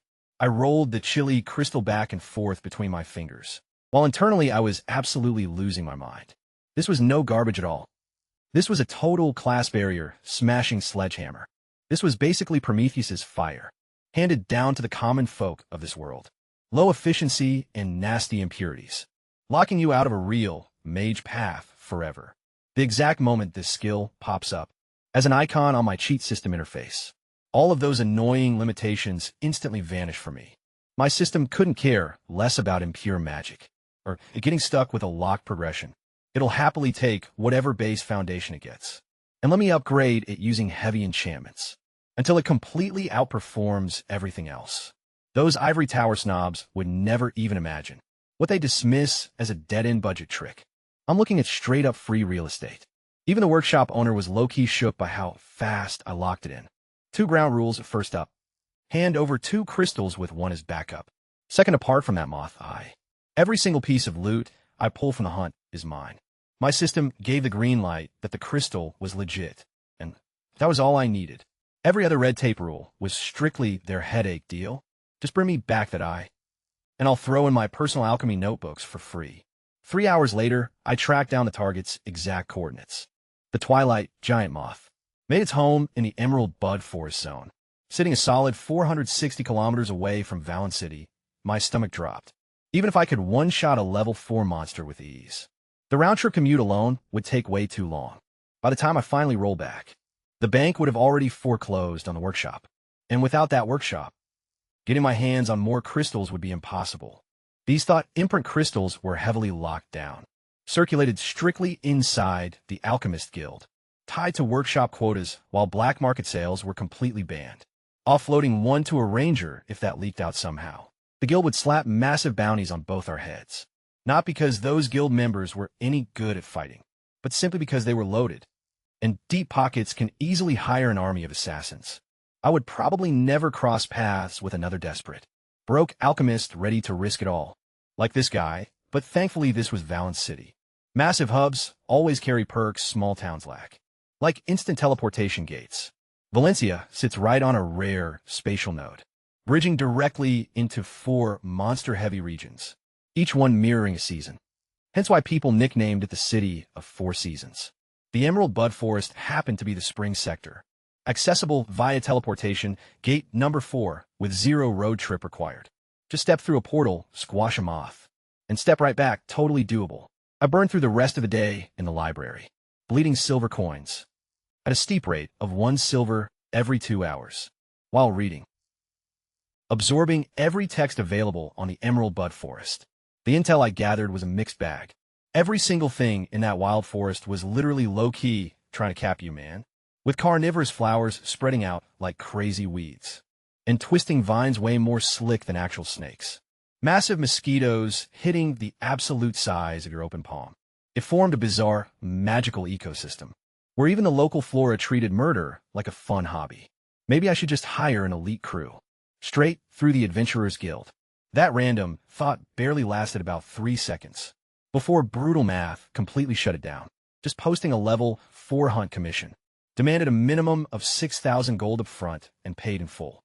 For a solo freelancer working without any guild backup, they would require a steep cash deposit, a solid guarantee, and probably a literal blood oath. Plus, actual team building takes a long time. Building real trust takes even longer. And preventing shady internal betrayal takes longer than all of that. Unfortunately, I didn't have weeks to waste. I had mere days left, so going solo it is again. I gathered up all my heavy research materials, pushed open the heavy library doors, and stared intensely at the fading sunset, hanging dramatically over Valence City's eastern skyline. 1 glowing teleportation gate and 1 terrifying magical forest awaited me, along with a notoriously tough level 4 crystallized moth. What I desperately needed right now were 2 tiny glowing blue crystals waiting as my ultimate reward, the fundamental key to unlocking real magic, shattering through this rigid class ceiling, and eventually evolving into something that this world's Snobba-Mage towers literally never saw coming. A broken ranger equipped with magic and lethal enchantments, backed by a cheat system with 3 beast souls hidden in his cloak, and pure bullet time pulsing right inside his lungs. I'm hunting down that moth, and honestly, it doesn't stand a single chance, even if the poor thing doesn't realize it yet. The humid air down here felt so heavy and thick. You could practically chew on it like gum. Every single breath tasted strongly like a dense chlorophyll smoothie, mixed with harsh pollen and whatever organic matter was rotting and instantly regrowing around me. It honestly smelled like, if the underground dungeon was death's gloomy waiting room, this vibrant forest was pure life. Cranked all the way up to 11 and handed a sharp machete. A monstrous mosquito the exact size of my hand suddenly zipped past my ear like a buzzing miniature attack chopper.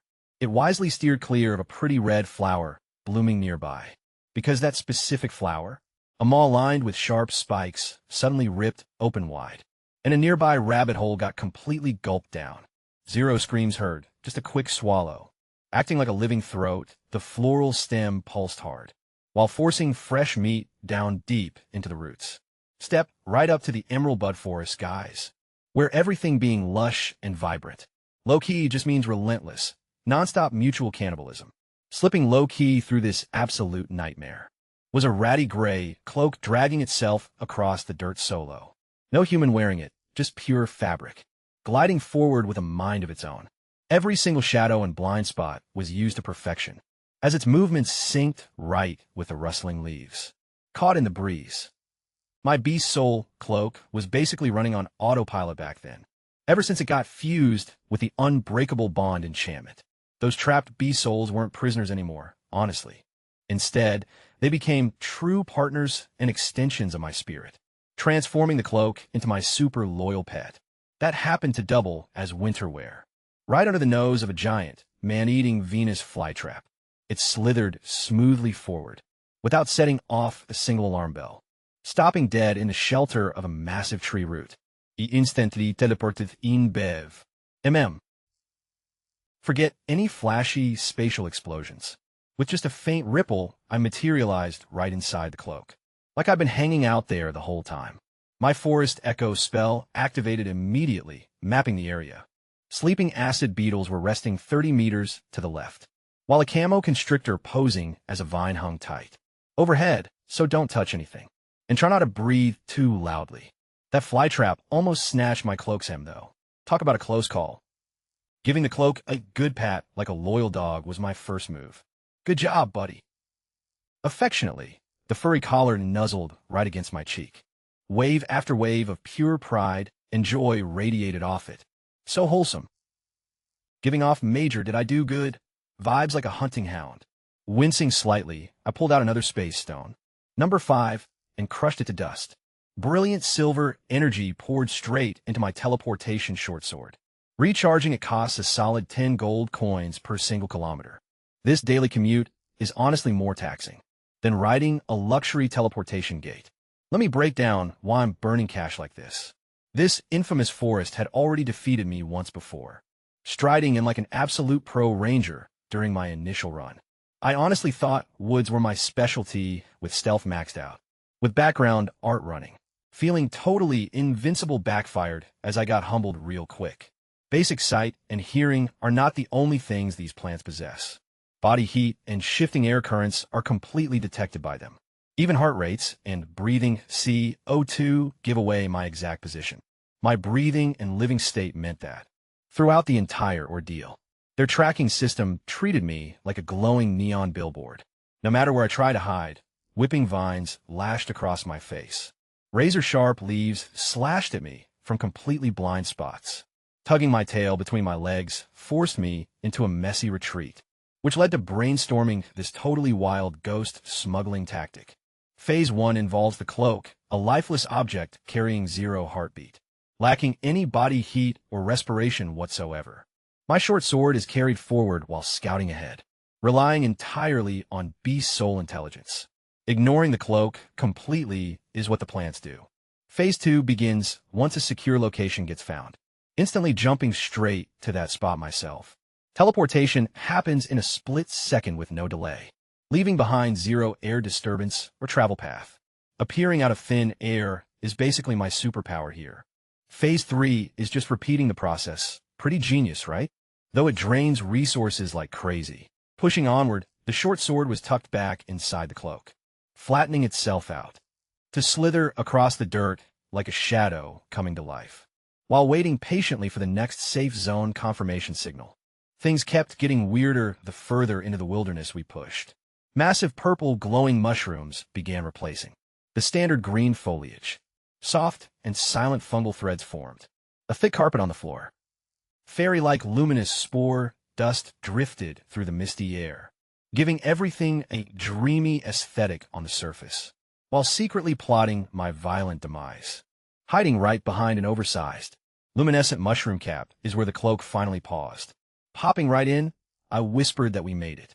Peering through a narrow gap in a fungi woke up every hidden phobia in my brain. A massive dead tree crusted over in purple crystals dominated the middle of an open clearing, surrounded completely by thousands of swarming insect monsters, layered tightly together like a living carpet. Hundreds of glowing beetles formed the terrifying outer ring, with their abdomens pulsing light in a steady, synchronized beat, pulsing with an eerie neon breath. They functioned as the zone's primary illumination. The inner ring. Hundreds of scythe mantises stood locked like statuesque figures, compound eyes scanning every single angle relentlessly. A living security grid. Anyone suffering from bug phobia would have flatlined instantly. Just from the visual alone past that wall of twitching insects, dangling upside down from the rotting trees. In lower branches were two massive moths, sporting creepy human face markings on their wings. Level 3 ghost face moths acting as the boss's personal elite bodyguards. Based on my deep library research, wherever these two show up, the actual target is always chilling right at the top of that tree. The level 4 twilight giant moth was totally hidden from my specific angle, yet I could totally sense it. A dizzying sweet fragrance hung thick in the heavy air, subtly warping space right near the canopy. The undeniable, suffocating pressure of a Lord-class monster. And right between here and there, probably another 2 or 3 level 3s were lurking in the shadows. I yanked my head back behind the giant mushroom and leaned against its stem while plotting against thousands of bugs. Multiple level 3 bodyguards. One terrifying level 4 boss.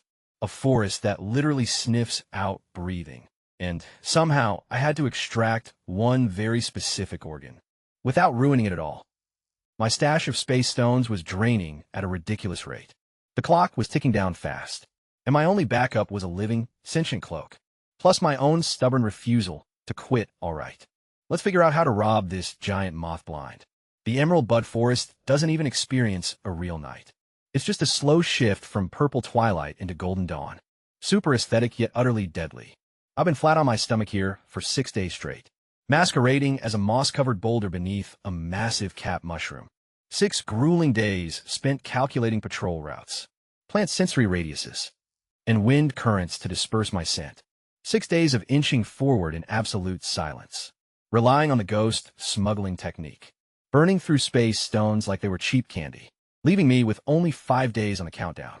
Just 120 hours until that old workshop gets foreclosed and repossessed by the bank, along with my secret meditation technique. Crystals are gone for good, straight up vanished, taking travel time and portal queues into account. Today was deadass my final shot to pull off. No more waiting around, though those 6 days weren't a total waste. The twilight giant moths' entire daily routine had been fully mapped out by me, acting like a total stalker with an Excel sheet, right at 5 a.m. sharp every single morning.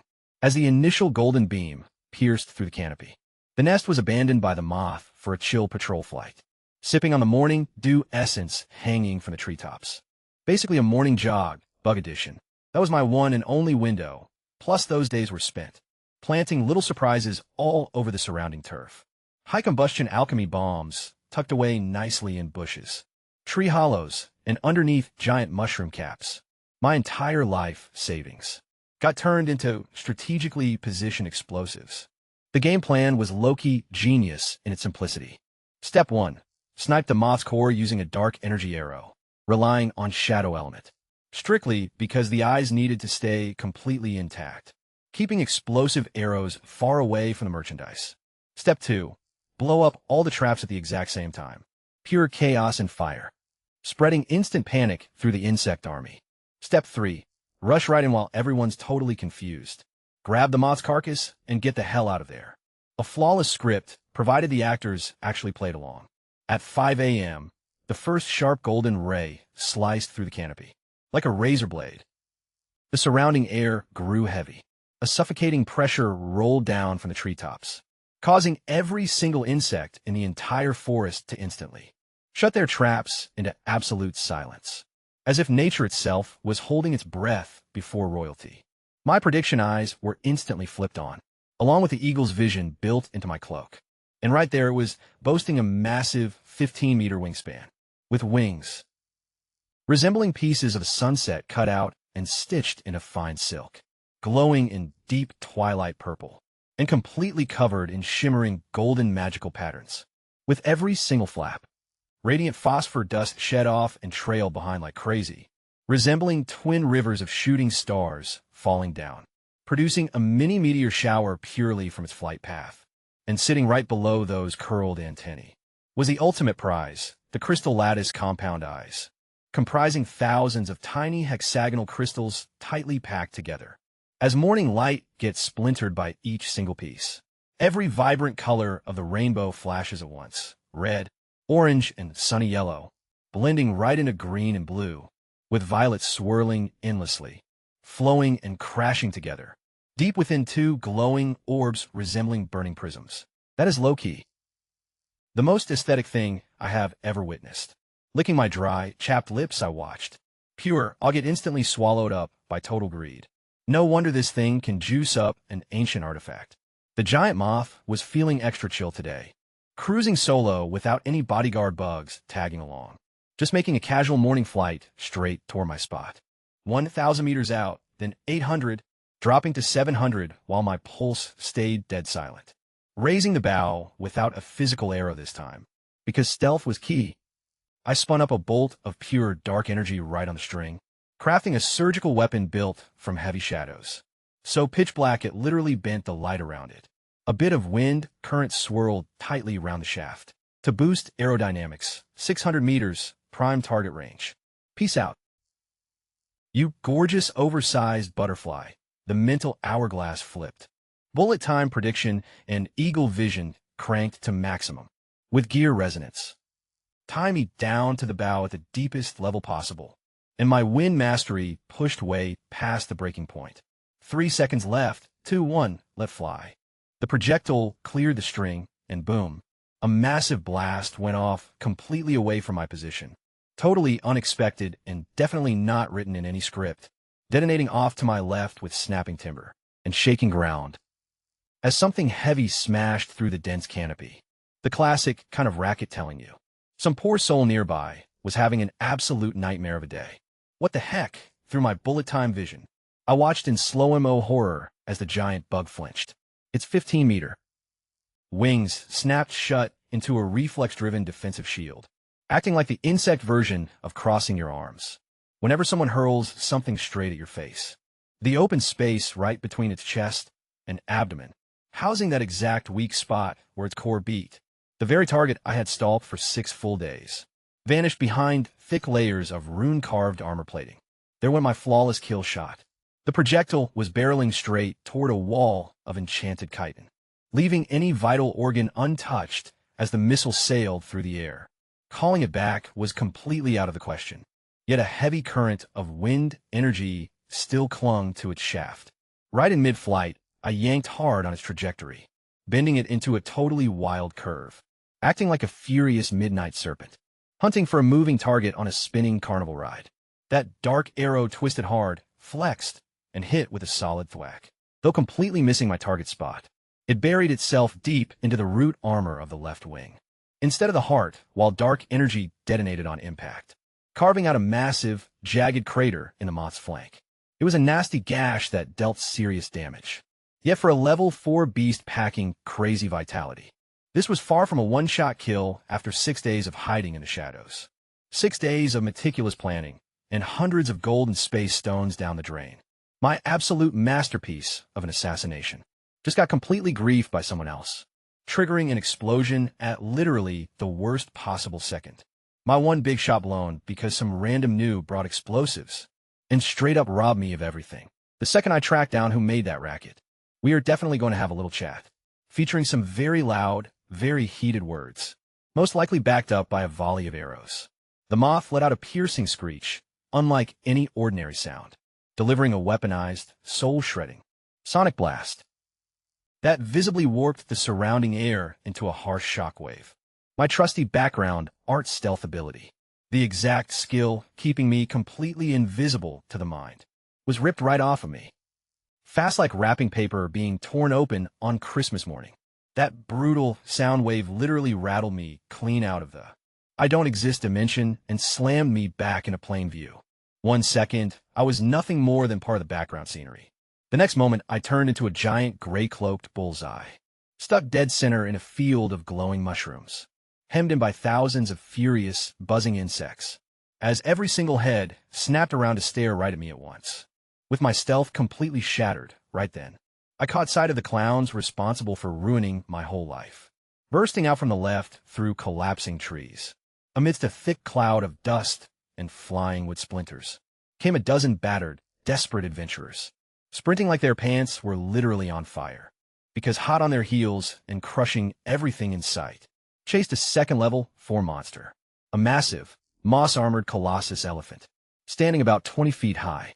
A thick armor of green moss plating its trunk, drooling corrosive acid straight onto the dirt. Some absolute smooth brains had aggroed a swamp boss and brought on a full sprint, right into my meticulously mapped-out kill zone. Let me break down the absolute chaos right now. One pissed-off, bleeding level 4 moth hovering above. Thousands of losing-their-minds bugs swarming everywhere. One feral level 4 elephant, wrecking everything in the forest. A dozen panicking noobs scrambling blindly. And one super exposed ranger, whose 6-day prep work just got completely yeeted into the trash. This wasn't a fight anymore. It was a total dumpster fire. Fine, if they wanted an absolute mess. I was going to give them a legendary one. My thumb crushed the detonator stone instantly. Boom, boom, boom, boom, boom, boom, boom. 7 triggers across a 500-meter radius blew all at once. Heavy-duty, explosive alchemy charges going off. No cheap tricks, as the purple mushroom carpet got completely swallowed by roaring red flames. Brutal shockwaves launch hundreds of level 1 and 2 bugs flying sky high, looking like burning insect confetti in the air. Those adventurers who had just wandered into the sector got blasted flat onto their backs by the air pressure, before their brains could even process the sudden blast. Meanwhile, I was already moving fast, pumping my 3-beat footwork to the absolute max. Blue wind bursts kicking up under every single step, weaving through the gaps between explosions, like a streak of gray lightning. Plan A was officially dead, so Plan B was just staying alive. Not very flashy, but definitely realistic. Except the moth strongly disagreed with me dipping out, ignoring the elephant and completely ghosting the adventurers. Its rainbow-colored eyes locked right onto me, glowing with the pure, unadulterated hatred of something that knows 100%. Who sniped it? Fair enough, I did clip its wing pretty good. Those gorgeous crystal compound eyes, the exact loot I needed to harvest, started flashing like a crazy neon sign as every tiny hexagonal facet primed itself into a mini turret. Straight into a storm of magical projectiles I dove, obliterating the spot where I'd just been standing. Crimson fireballs mixed with piercing blue ice spikes, and emerald wind blades alongside violet arcane missiles, literally hundreds of them, rained down intensely like rainbow-colored artillery fire. While each blast was tiny, the sheer volume was totally insane. The dirt got warped into a chaotic patchwork of craters, scorched and frozen over, sliced up and blown apart. I literally danced on death's doorstep. A shadow jump made me vanish instantly, only to pop up 10 meters away inside a dark tree shadow. Mid-air, I pulled off a triple-beat maneuver to pivot fast, dodging a rogue wind blade that would have totally bisected me. My wind wing cloak deployed smoothly like an active glider, skimming low across the ground to slip past a fireball. Even without direct hits, the splash damage hit hard. Brutal shock waves rattled my internal organs, feeling like a washing machine caught on a heavy spin cycle. Worse yet, all that dodging shoved me off my custom escape route. Once I finally grabbed some air hiding behind thick bushes, I realized I'd somehow ended up right back in the exact spot, beside those total disaster magnet adventurers, and looming just 50 meters behind the whole group of us. That massive level 4 elephant smashed through the timber like a raging green wrecking ball, suffering from serious anger management issues. "Stop running this way," I hollered out to them in frustration. "Why don't you stop blocking the pathway?" Their panicked rogue yelled right back at me. Fair point indeed, because both of us were totally cooked. Then that giant moth decided to finish things for good. It suddenly cut off the intense bullet hell barrage, spreading its massive 15-meter wings wide open, blocking out the bright morning light like a living solar eclipse. A thick cloud of red dust, tons of it, poured down straight from its intricate wing patterns. It channeled hurricane force winds from its violent wing beats to push this crimson cloud directly over where we stood. The desperate adventurers scrambled frantically for gas masks and antidote potions while I clamped my teeth tightly shut and switched my advanced breathing technique over to an internal circulation mode. Yet, as the heavy red mist settled completely around us, I peered upward through the murky haze.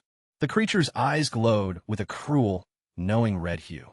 And reality hit me that this wasn't basic poison. This was volatile fire element scale powder, flooding the entire atmosphere at an extremely high concentration. The oversized moth was turning our zone into a giant bomb. An air bomb waiting on just a single spark, you know? Literally. A tiny, innocent-looking fireball drifted down from above, moving slowly, so gently, like a fragile soap bubble touching the red cloud. Boom. That massive explosion hit me like some cosmic entity just slapped the planet. Even with an instant dash and a swift teleportation jump, man. The blast radius was just way too ridiculously big. A brutal wall of superheated air, flying shrapnel, and wild hallucinogenic toxins slammed right into my back. Like an absolute freight train made entirely of fire and terrible life choices. Good grief, I could literally feel my internal organs rearranging themselves. Bear Spirit Guardian, activate right now. A massive spectral bear erupted from my cloak with a deafening roar, firmly planting itself between me and total apocalypse, using its mountain-wide back as a shield. For 2 gloriously beautiful seconds, it totally tanked the full force of a level 4 dust explosion, which was meant to vaporize everything within a 100-meter radius, and then it suddenly shattered into a cascade of golden sparks. 2 seconds was plenty. Eagle Wind Wings, activate. My cloak didn't even wait for my permission or anything. The fierce eagle soul completely took over, deploying massive wind element wings in an instant, and launching us both straight out of the raging inferno. Just like a desperate mother bird, desperately carrying her baby away from a dangerous forest fire. I could vividly feel the cloak's pure panic and raw emotions, radiating that absolute, I am not letting my human die today, main character energy. The final thing I managed to catch before blacking out entirely was the moss elephant charging headfirst right into the fire zone and aggressively body slamming the wounded moth. Just 2 terrifying level 4 monsters viciously brawling in a churning sea of flames. And then came darkness, a surprisingly warm and exceptionally cozy darkness, feeling like being wrapped snugly in the world's softest blanket, deep inside the most secure cocoon imaginable. My emergency hibernation mode had clearly triggered automatically.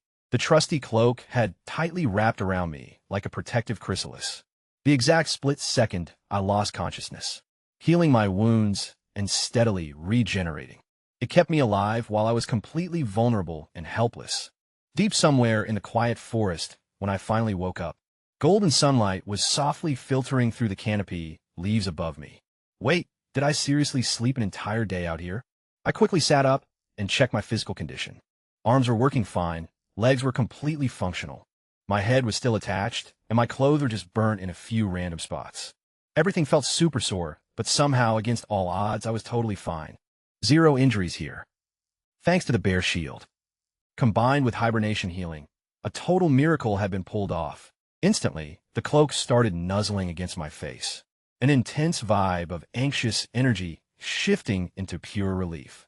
It was screaming, please never do that again, radiating that wholesome loyalty, resembling a faithful dog camping out by your hospital bed for a whole 24 hours. I'm totally fine, buddy. Seriously, I'm good. My hand gently stroked the rough fabric. Truly, without that trusty bear shield, I probably look like a burnt charcoal briquette right now. Running a quick status check revealed that the bear soul was completely drained, meaning no guardian shield would be available for a while. Luckily, everything else was fully functional. Following the faint, distant echoes of combat, I headed back straight into the moth's territory. Sneaking past level 3 monsters took me half a day under the dim canopy, until I finally secured a solid vantage point. And what greeted my eyes turned out to be the most wild nature documentary I'd ever witnessed, as the moss elephant was completely gone. Taking its place were 2 new level 4 monsters totally teaming the giant moth. First was a massive 10-meter steel, feathered crested war eagle, capable of whipping up tornado-strength wind blades, alongside a smaller, yet terrifyingly sneaky beast, a shadow leaf owl that kept blinking through the pitch darkness, and viciously slashing the moth on every single appearance. Both predators brought their entire squads, hundreds of storm hawks and shadow bats, completely mobbing whatever was left of the moth's insect forces. It was literally a full-scale turf war and gang dispute, giving off major hostile corporate takeover vibes. Squatting low within the dark foliage, my observation skills were instantly activated to accurately assess the chaotic situation, while casually chewing on some beef jerky basically getting dinner and a show. The moth was basically fried, its wings entirely shredded, and its body covered in severe burns and acid scars. My dark energy wound inflicted on its left wing was still leaking nasty black pus. That persistent corruption had completely blocked all natural healing for over a day. Its signature rainbow bullet had slowed down to an absolute pathetic trickle, meaning it was barely managing to stay airborne. Yet, and this details the absolute most critical part, those crystalline compound eyes were somehow still intact, looking slightly dimmer but structurally whole, which meant my sweet payday was still attached right to its face. Perhaps letting those two finish each other off first is my best bet, so I could just swipe the corpse afterward. Out of nowhere, right in the middle of sizing on my next move, things took a wild turn. A long, mournful wail echoed from the moth. It wasn't carrying any real aggression or anger. Instead, it sounded profoundly sad, ancient, and final. Instantly, both attacking level 4 beasts halted their onslaught and froze their armies. With everyone standing completely down, the moth began to circle slowly and painfully around its ancient, lifeless tree one final time. Glowing dust drifted down from its tattered wings onto the branches like a final parting gift, bidding farewell to the home it had faithfully guarded for who knows how many centuries. Turning away, it finally drifted off toward the edge of the forest, while its remaining insect followers fell into a somber procession right behind it. Rather than giving chase, the two victors simply watched it leave, without a single attack, holding what looked eerily like a deep sense of mutual respect. Are you seriously kidding me right now? Monsters actually have honor codes? Who knew there was a whole chivalric system running among magical beasts, where the loser just surrenders the territory, and the winner grants safe passage? There are no cheap finishing blows, just a totally dignified transfer of power. It's honestly gorgeous and noble, deeply touching, and yet completely irrelevant to what I've got planned. That's super emotional and all, for real. But let's be honest, I'm just a ranger who desperately needs to score a new meditation technique. And that target right there, I pointed straight at the retreating moth, happens to be a critically wounded level 4 monster, carrying crystallized loot worth, way more than my entire net worth combined, limping away from its entire support system, totally lacking backup and completely unhealed. Sure, the monsters can keep their fancy code of honor, while I've got a strict deadline to meet, pulling my dark cloak tight around me, as I melted straight into the shadows and tracked that glowing trail of scaled dust, like a starving wolf stalking a wounded deer in the snow. My bad, big moth. Those forest kings might let you exit with total dignity, but I'm definitely no forest king, just a totally broke guy with actual bills to pay. Following the glitter trail left behind by the moth turned out to be the easiest tracking gig of my whole career, seeing as the moth's remaining minions were already bulldozing a wide path through the dense forest, right ahead of me, with every single aggressive plant and territorial beast just completely noping out of our way. Upon spotting 100 battered, yet fiercely intimidating bugs swarming right past, a totally clear route opened up for me. As night fell, the moth claimed its brand new pad, settling into a recessed cliff face with solid natural cover. Basically high-tier real estate in monster terms. The former resident, a tank-sized level 3 toxic swamp rock lizard, glanced up once at the moth's shadow looming above, felt that overwhelming level 4 aura crash down, and straight up fled without throwing a single punch. Zero posturing. It just tucked tail and bolted head first into the woods, like someone hollered fire. Where are your priorities, bro? Where's your dignity? I was low-key screaming inside from my treehouse perch, half a click away, relying entirely on that stubborn lizard to pick a bone with the injured moth. Even if it got completely wiped out in 10 seconds flat, it still would have drained some juice from the beast, making my whole mission way less sketchy. Nope. Monsters apparently operate on way more practical logic than us. Can't win, then don't scrap. Just bounce with zero ego attached. Maximum survival mode activated. Fine, I will handle this myself. Darkness took over and the exhausted bug army scattered to crash throughout the surrounding jungle. The giant moth planted itself on a wide rock ledge, strung up halfway the cliff face, completely hidden, hard to access, and defensively stacked. Out of the 5 level 3 bodyguards it brought along initially, only a single one made it through the day. Just one lonely ghost face moth, dangling off a dead tree near the edge of the perimeter. besides at absolute zero guards. No sentinels, nothing in sight. Either.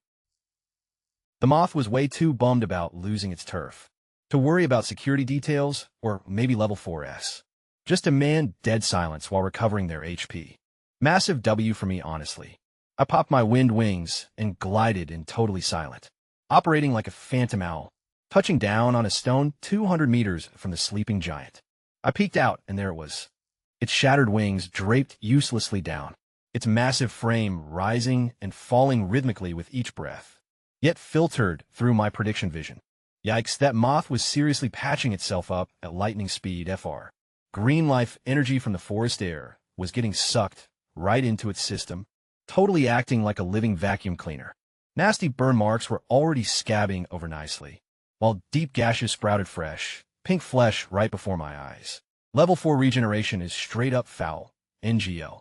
If I had just chilled until dawn, this absolute tank would be fully combat ready again, ready to blast rainbow death beams right back into my face. No more waiting around, so I dropped to one knee. Every single skill I had got queued up online, locking into strategy.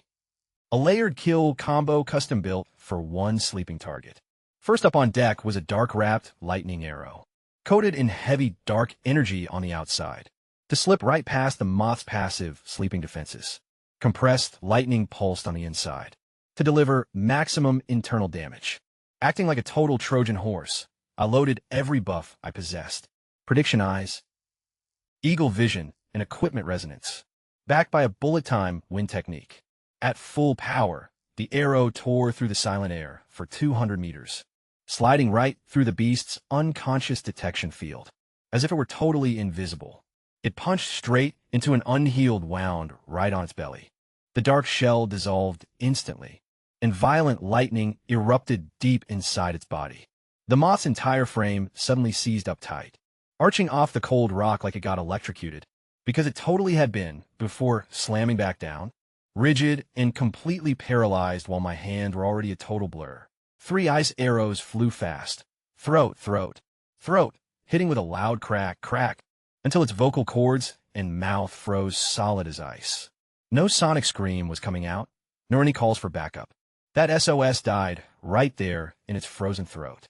I closed the distance instantly using spotlight steps, my bow drawn back again as 4 or 5 armor-piercing arrows hammered relentlessly into the cracked chest plate, protecting its heart, that already damaged shell, weakened heavily from our daytime brawl, finally shattered open, leaving its beating heart completely exposed. One final arrow charged with pure dark energy, pure death incarnate, was unleashed as black flash straight into that exposed center. Dark corruption violently severed every single thread of its life force at once, causing the moth to convulse twice in quick succession, before going completely limp as those magnificent rainbow eyes faded out, dimming slowly until they went pitch black. Dead glass marbles were glowing dim like burned-out embers, where vibrant rainbows used to be. From the very first loose arrow to the final confirmed kill, the time was low-key crazy, clocking in at just 58 seconds flat, featuring lightning paralysis to lock it down. A shot of pure ice serving to choke out every scream. Heavy-duty arrows came next to shatter that thick armor, followed by a shadow bolt delivering a dead stop to the heart. Forget any epic magical duel or back-and-forth dramatic clash. This was straight-up a cold, calculated 4-step murder combo, pulled off with total surgical precision right on a sleeping target. No savior complex here, because I'm just an assassin checking boxes off a shopping list, wiping the freezing cold sweat straight off my forehead at last. I scrambled over to check the body, making sure those eyes were totally intact. It was in pristine condition, and honestly, that was all I could ever ask for. Smacking a high-grade space stone directly onto the heavy corpse, I instantly warped the entire massive carcass away into storage. The evidence vanished, the body vanished, leaving nothing behind. The rocky ledge stood completely empty, looking ridiculously flawless. Down below, the crawling bugs hadn't even shifted or stirred. Up on the dead tree, that ghostly face moth was still resting, clinging tightly to the bark and looking dead asleep. Giving myself major props for executing this move cleanly. A textbook stealth assassination done with zero friction. Loot secured, ghost mode engaged, 0 witnesses spotted, and wind wings deployed, pulling my heavy dark cloak tight around my shoulders. I rocketed upward into the pitch-black night sky, flying fast toward the edge of the dark forest, with a glowing teleportation gate waiting just beyond it. Down below me, the towering cliff shrank rapidly into the dark shadows. What I failed to realize, what I honestly had zero clue about in that moment, was that the quiet, ghost-faced moth had actually been wide awake the whole time. It had watched me walk in, watched me set my gear up, watched me take down its king using that quick 4-step combo, watched me swipe the loot from the body and blast off into the air. And it chose to do absolutely nothing, not because it was terrified, and not out of any sense of loyalty either, but because the old king biting the dust was part of its master plan. The second my silhouette vanished past the distant tree line, that ghost-faced moth threw its massive wings wide open, glided silently over to the now vacant royal ledge, and belted out a sharp, commanding cry echoing across the moonlight. It was a definitive declaration of total sovereignty, a brand new ruler stepping up to claim the throne. Monsters definitely have their own codes of honor. Sure, those 2 level 4 victors had let the surviving moth leave with its dignity intact. Yet monster politics is all about betrayal, heavy manipulation, and getting an outside assassin to handle your dirty laundry for you, keeping your hands spotless all the while. Human nobles would seriously feel insecure seeing such next-level scheming from that ghost face. Moth, which had totally turned me into its clueless hitman, without lifting a single finger to save its boss. While watching him get wasted, it immediately crowned itself the brand new king. Meanwhile, I strutted away, feeling like an absolute genius. Both of us were playing Predator tonight, though I completely missed the fact that I was just someone else's pawn. But hey, I secured those sweet moth eyes.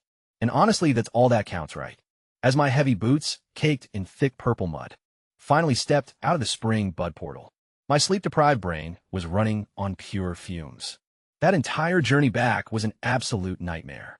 A massive bee stampede had been triggered near the zone, thanks to a monster turf war I accidentally kicked off right outside, leaving me no choice but to take a brutal detour. To make matters worse, the teleportation line stretched for 2 miles, prompting me to drop over 10 gold coins, just to bribe the gate guard and skip the queue. Skipping any shower or rest whatsoever, I marched straight to the workshop, though my heart dropped the moment I turned into that familiar alley, where 2 fancy carriages bearing golden wheat Union Bank crests sat parked, under the flickering street lamps, surrounded by 8 guys in sharp black suits, clutching thick stacks of official paperwork. Alongside rolls of sealing tape, repo men from the bank had officially arrived to collect. Stepping inside the dim workshop, I found the old owner sobbing hard on the dusty floor while bear-hugging a rusty wrench. As he wailed, "You can't possibly take this away. This thing belonged to my grandfather, who actually fought in the legendary Frostwolf campaign. Please have a heart and leave me something, sir." In accordance with the signed mortgage agreement, every single asset inside this workshop, down to the last individual screw, now legally belongs to the bank. The head repo man muttered with the chilling emotional range of a standard tax form while trying to pry the tool loose. My eyes darted across the messy room before catching a glaring detail.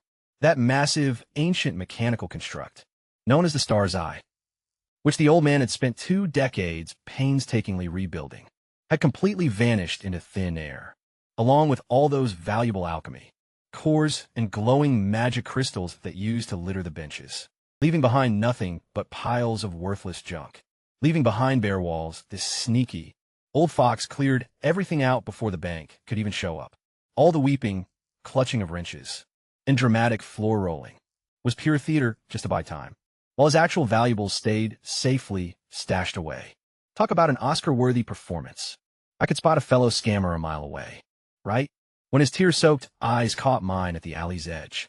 For a brief flash of 0.1 seconds, pure, unadulterated joy lit up his face, before vanishing under a fresh wave of fake sobs, moving so fast I low-key thought I was tripping. Fine, take the damn wrench. Take everything, because I'm heading straight to the magistrate.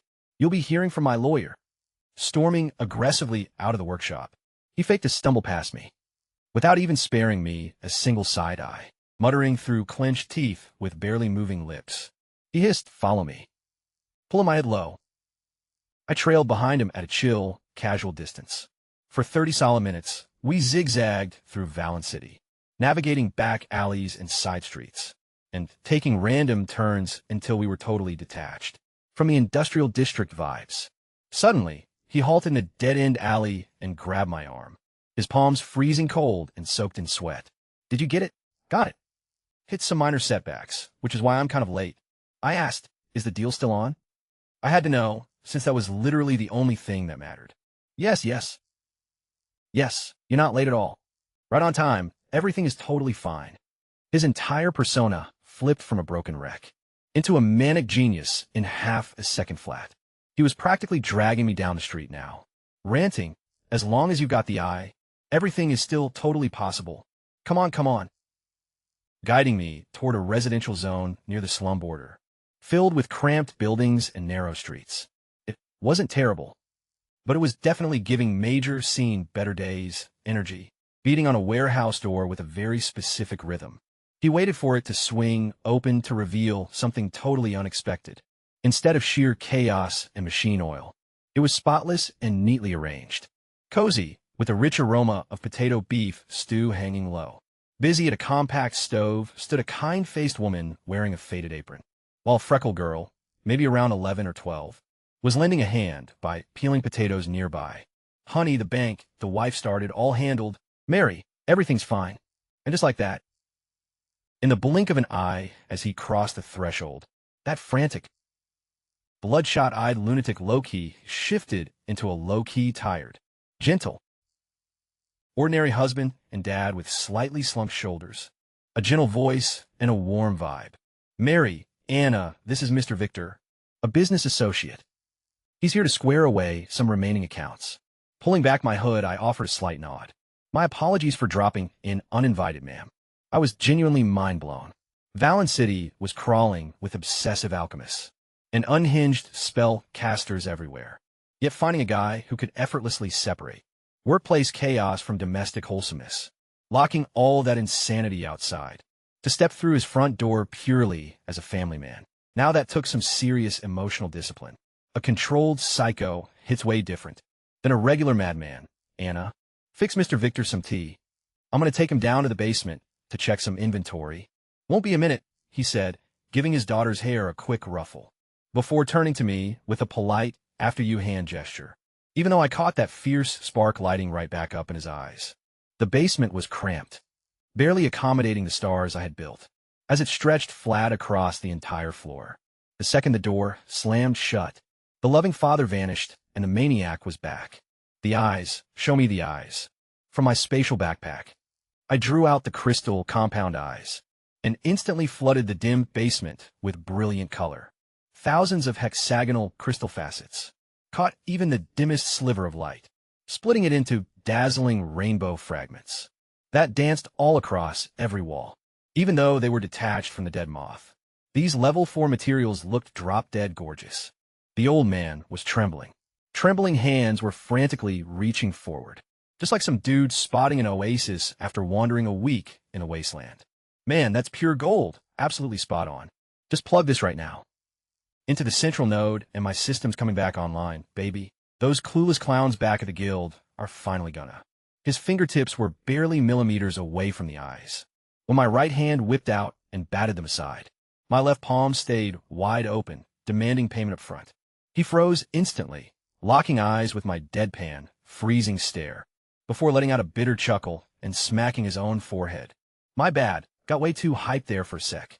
His hand dove straight into an inner tunic pocket to pull out a neatly creased sheet of anti-magic parchment containing a pair of tiny crystals casting a soft blue glow.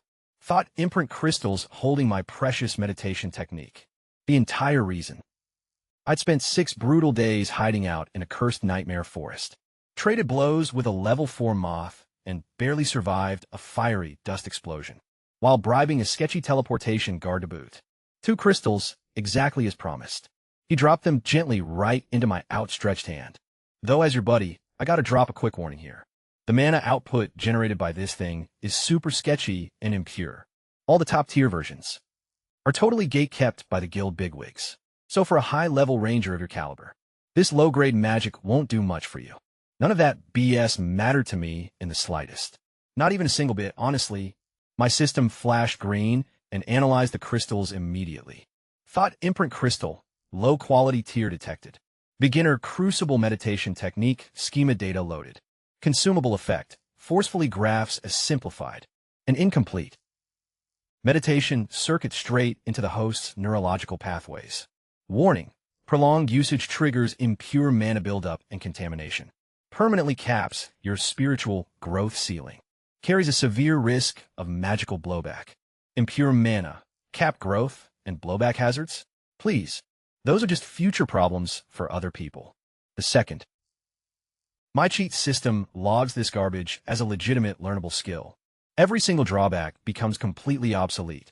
I'm going to slap epic enchantments on it, max it out, and evolve it using rare purple tier upgrades, until it completely eclipses anything. Their fancy, overrated mage towers ever cranked out. What they see is a broken, bargain bin reject. The foundation comes into view, and doing business was low-key a pleasure. Over to him go the compound eyes, which I promptly hand across. Snatching them right out of my hands, the old guy wastes no time. Instantly, my presence completely slipped his mind as if I ghosted him. Already draped entirely over that ancient construct, he dove right in. Out came a bunch of weird-looking tools from his stash. While he kept muttering equations, I quietly made tracks upstairs. Even though dinner smelled ready, a polite pass on the stew was my move. Mary got the update that her hubby was still busy inspecting gear. An urgent business excuse was what I threw out next. A quick goodbye wave went out to the sweet, freckle-faced girl. Before long, I plunged straight into the cool night air. Valencia was just beginning to wake up for the night crowd. Taverns flickered with warm light while lively tunes echoed around. Laughter filled the streets, though none of that vibe interested me in the slightest. Tucked safely inside my pocket sat a pair of tiny crystals. They felt ice-cold against my fingertips, packing value way beyond gold. Valued higher than even the moth-sized contraptions. Honestly, they topped everything else I had ever gotten my hands on. This was my ultimate golden ticket into magic. A master key designed to smash through every barrier imaginable. Constructed painstakingly by this harsh world. All engineered to trap underdogs like myself, right at the bottom. Picking up my pace, I sped up step by frantic step, sprinting almost with my target dead ahead. The tiny, cramped attic room waiting back at Tumbleweed's Rest. Tonight marks the night I finally level up into a mage. Well, technically. More like a seriously bottom-tier, failing mage. Even so, that serves as a solid starting point. Dropping cross-legged onto the squeaky mattress of my budget hotel bed, I gripped those two glowing blue stones tightly, treating them as if they were the legendary Holy Grail. Plus a jackpot lottery ticket rolled into one treasure. Hopefully, my brain capacity can actually handle just one. Cutting short all doubt, I snatched up crystal number 1, instantly slamming it right against my forehead, giving major vibes of a wizard's hardcore nicotine patch. With a sharp crack, the gemstone blew apart into fine blue dust, followed instantly by a torrential wave of raw power. Jagged, sharp-edged data smashed straight through my mental defenses, acting like a heavy battering ram built out of textbooks. This was no friendly download. It felt like a forced update. My mental firewall took a devastating blow and shattered, while chunks of lore got aggressively crammed into every remaining corner of my mind. Through clenched teeth, a painful grunt escaped me, surviving half a minute mirroring a relentless physical assault, like someone repeatedly slamming a USB drive straight into my skull. Powered by a heavy mallet, before everything finally came to a halt, the agony finally faded as a golden notification dropped into view. Beginner Crucible Meditation Technique LV.1 unlocked. Massaging my throbbing temples, I cracked open the skill description. Essentially, you whip up a mental cauldron from scratch. Ambient elements are treated straight up like raw ingredients. Take 3 vines and 2 leaves, then toss those leaves in first. Let them simmer slowly over a low mental flame. Right after they surrender their core essence, throw in the vines and crank up the heat. The vines quickly shrivel and char up. A tiny droplet of magic juice is eventually produced from a mess. Turns out this was literally a cooking recipe from magic. I plunged deep into my own headspace to inspect what materials I was dealing with. Right dead center in my previously empty mindscape sat a massive pitch-black, hideous iron pot featuring chipped edges, rust stains, and a couple of pathetic, Dark red flames flickered weakly underneath it. They looked like they might literally pass away from sheer embarrassment. This sad excuse for a pot couldn't even cook up decent soup, let alone churn out actual magical energy. Is this supposed to be my meditation tool? Am I seriously expected to become a high-tier mage using this junk? Am I brewing real magic here, or cooking up grandma's shady mystery stew? According to that sketchy workshop owner, the whole process takes a normal apprentice a solid 2.5 hours just to squeeze out one drop of magic liquid. And that exact liquid comes out so impure that the academic community dismisses it as inert magic. That label is practically dripping with pure contempt compared to legit mage tower meditation techniques. This trash outputs roughly 1/10 of the necessary energy. It is essentially the magical equivalent of watered down gas station coffee pitted against a top-tier artisan espresso. No wonder keeping this up long-term completely stalls your spiritual growth. This setup is basically a massive career dead end. Shaped like cookware, I pace circles around the depressing iron pot, my face completely scrunched up in disgust. I didn't brutally assassinate a level 4 moth in my sleep, just to end up standing here, stirring a rusty cauldron for 2.5 hours straight, like some medieval school lunch lady. It is high time to fix this mess. A breathtaking purple orb suddenly materialized inside my mental domain. It was the powerful enchantment I had ripped straight from the twilight. Giant moth, glowing with an intense iridescent purple splendor. Let's show this garbage excuse for a pot what a real, heavy-duty upgrade looks like. Seizing the glowing purple orb, I slammed it right into the black iron pot. Iron cauldron flash. A blinding blast of light suddenly erupted. Then, resembling fragile butterfly wings, millions of glittering, rainbow-hued scale particles materialized, out of thin air, swirling intensely through my headspace, like a mystical snowstorm as they converged on the pot, layer upon layer upon layer, draping the ugly iron in a thick, luminous cocoon. In mere seconds, the entire vessel was completely encapsulated within a massive, glowing chrysalis that began to crack. Breaking the cocoon apart, black iron shards crumbled, away like dead skin dissolving into absolute nothingness.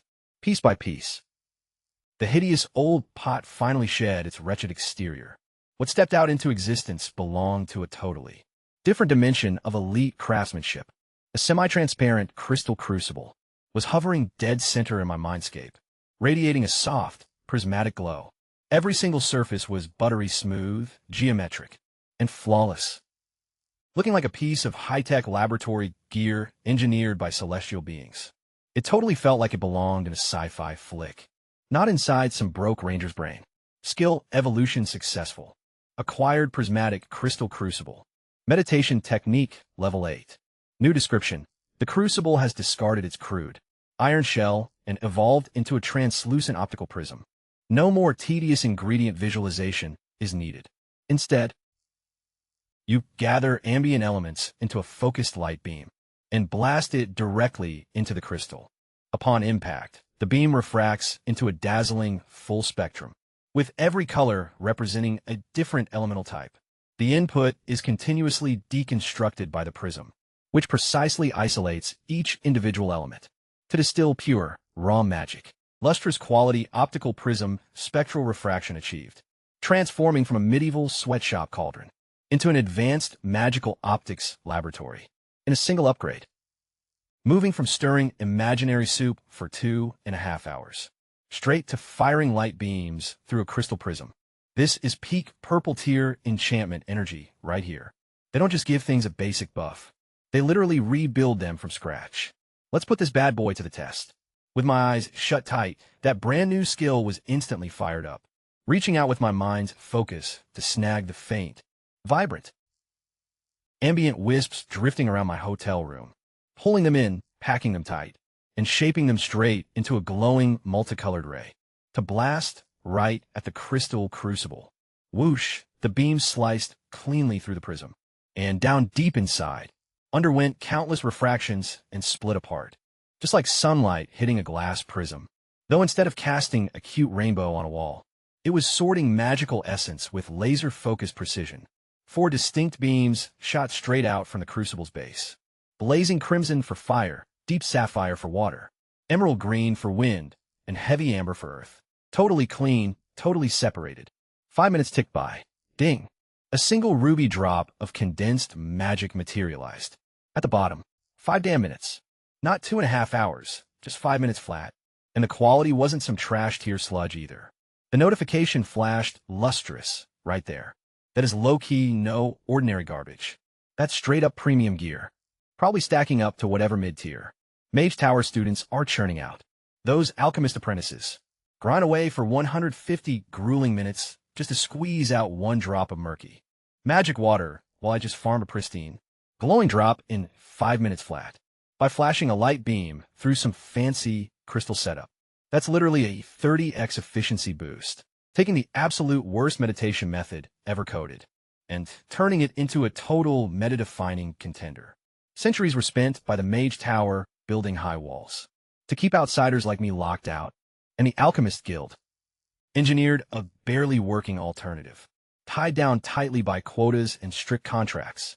Yet I just grabbed their corporate junk, fused it with a level 4 moth soul essence, and flipped it into something that makes their entire rigged gatekeeping empire look like an absolute joke.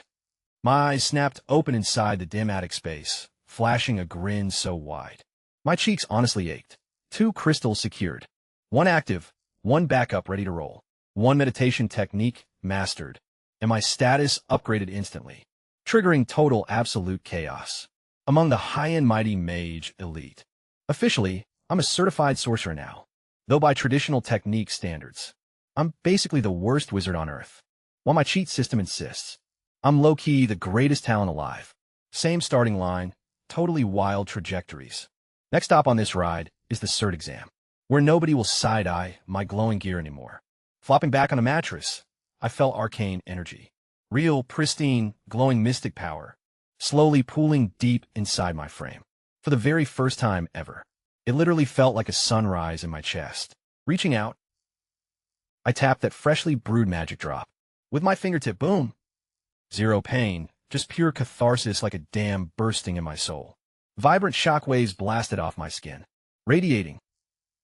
Pulsing sonic frequencies blended with prismatic lights. Sound and light collided into a resonance, slamming my mental walls. Like a massive wrecking ball. Crack, crack, crack. The invisible cage of my cramped headspace suddenly shattered to pieces, like safety glass struck by a baseball bat. My perspective yanked backward violently as the inner dimensions ballooned everywhere, inflating 10 to 20 times like a crazy blow-up toy. As the glare cleared, I found myself standing somewhere totally alien. Gone was the claustrophobic black box. Instead, I inhabited a boundless domain with an infinite void overhead. Right beneath my shoes lay a massive, bowl-shaped basin like an ancient crater, except it was completely parched. The cracked floor resembled a dead desert that hadn't tasted moisture in a millennia. My crystal crucible drifted calmly right in the middle. That lone drop of magic I just generated had plummeted to the basin ground and vanished instantly, absorbed wholly, leaving behind only a tiny damp patch on the dry earth. So this is a major spirit sea. Crouching down, I reached out to touch the fractured dirt. Vibing hard with a massive grin, I gotta admit, calling this a sea was totally being generous. It felt more like a tiny spirit puddle, a mere ghostly hint of actual moisture. Yet based on every manual I'd ever skimmed through, the split second a spirit sea gets unlocked. No matter how tiny it might be, you're officially legitimized as a first circle mage. The shift was super noticeable to me. A crazy level up had just completely taken over. My mental energy, like a total night and day transformation. At this point, I seriously needed a real spell to cast to ace my certification exam. Luckily, scoring spells was way easier than meditation techniques, since the entire monopoly strategy set up by the mage establishment was completely built around locking down meditation methods. Because without any actual magic power in your veins, knowing fancy spells is totally pointless. It's basically like having a pocket full of bullets with no gun. So, they guarded those meditation secrets like top-tier nuclear codes, while staying pretty chill about basic spell knowledge. Just floating around, which meant it was time for a black market run. Down in Valence City, the black market was hidden deep underground, reached via a sketchy sewer staircase that gave off a stench like people had been brewing pure regrets.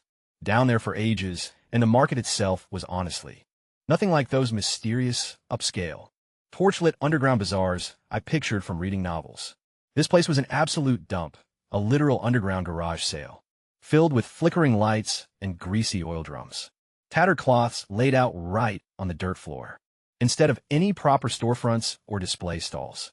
Random merchandise was tossed in sloppy piles everywhere, featuring blood-soaked weapons, creepy monster organs, and stolen armor, still stained with the original owner's dried blood. The thick air reeked of cheap booze, rotting flesh, and harsh chemicals, strong enough to strip paint right off the walls. Every vendor was completely bundled up in heavy cloaks and face wraps, revealing only paranoid, greedy eyes flashing in the dark. Every single buyer was equally concealed, trading shady goods through quiet whispers and hand signs. The whole vibe gave off major energy, like a massive convention for people who made exclusively terrible life choices. Stepping past the rusty blades and weird-smelling organs, I totally ignored them all. My eyes were locked on just one target, thought imprint crystals. These little gems happened to be the absolute biggest gotcha scam on the black market. Without tapping into one, you have no way of knowing what secrets lie dormant inside. It could be a basic warrior swing technique, or maybe some stealthy rogue footwork. It might even house a mage's spell model, or total garbage like advanced turnip farming guides. Honestly, it's a total blind box. Your chances of unearthing a meditation technique in there hover around 1 in 10 million. Basically a fantasy scratch-off lottery ticket, no cap. I spent a solid 2 hours getting fleeced.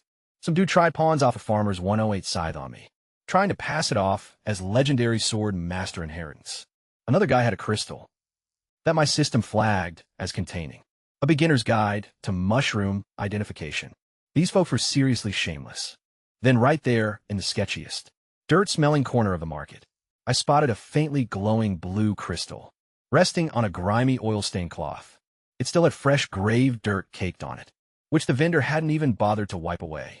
What's hidden inside this crystal? I asked while putting on my best mysterious buyer voice. The scrawny vendor's eyes lit up instantly, looking like a bass spotting a shiny lure. He puffed out his chest proudly and said, "Excellent taste, sir. My boys just risked their lives digging this thing out of an ancient ice mage's tomb up north. I'm telling you this is the real deal. It's the spell model for the Great Blizzard, a powerhouse third circle combat spell. Quite literally the most destructive ice magic out there. Just slap it against your forehead and you're casting. Totally guaranteed to pass any mage certification." The second I picked it up, a sharp, bone-deep chill pierced through and numbed my fingers. It felt super convincing. Anyone else would have totally bought the ice mage pitch. But that little tingle wasn't actually ice energy. My cheat system was already running a deep scan. Item: Thought Imprint Crystal, normal grade. Contains knowledge, arcane. First circle, mid-level spell, lightning type attribute. My heart immediately slammed against my ribs. Arcane was a legitimate mid-tier first circle spell. Not that fake ice garbage the seller was trying to push. It was actually a lightning spell all along. That numbing cold was just compressed lightning current. Raw electrical energy. Sent a freezing, ice-like shock straight down my nerves, totally low-key wild. This marked the second major steal of my grind. Hot on the heels of scoring that level 75 silver cloak out of nowhere. Casually tossing the glowing crystal back onto a filthy rag. I acted like it totally grossed me out. Great Blizzard, huh? I scoffed, my tone dripping with total skepticism. Give me an actual fair price. Straightening up instantly, the sketchy merchant flashed 2 fingers and dropped the most absurdly overpriced number I had ever heard. Look, man, this is a top-tier legendary spell right here. Firmly fixed at 1,200 gold. Not a single copper cheaper. 12 gold pieces for some random crystal he probably dug out a muddy ditch. Holding a spell he couldn't even correctly identify to save his life. And peddled by a dude who definitely evaded all his taxes. It was high time to absolutely crush this scammer in negotiations. And thoroughly vibe with every second of it, seeing as I was about to secure my mage certification exam ticket for absolute pennies. Again, being a budget-obsessed transmigrator, equipped with literal X-ray vision for hidden treasures, has got to be the greatest cheat code ever.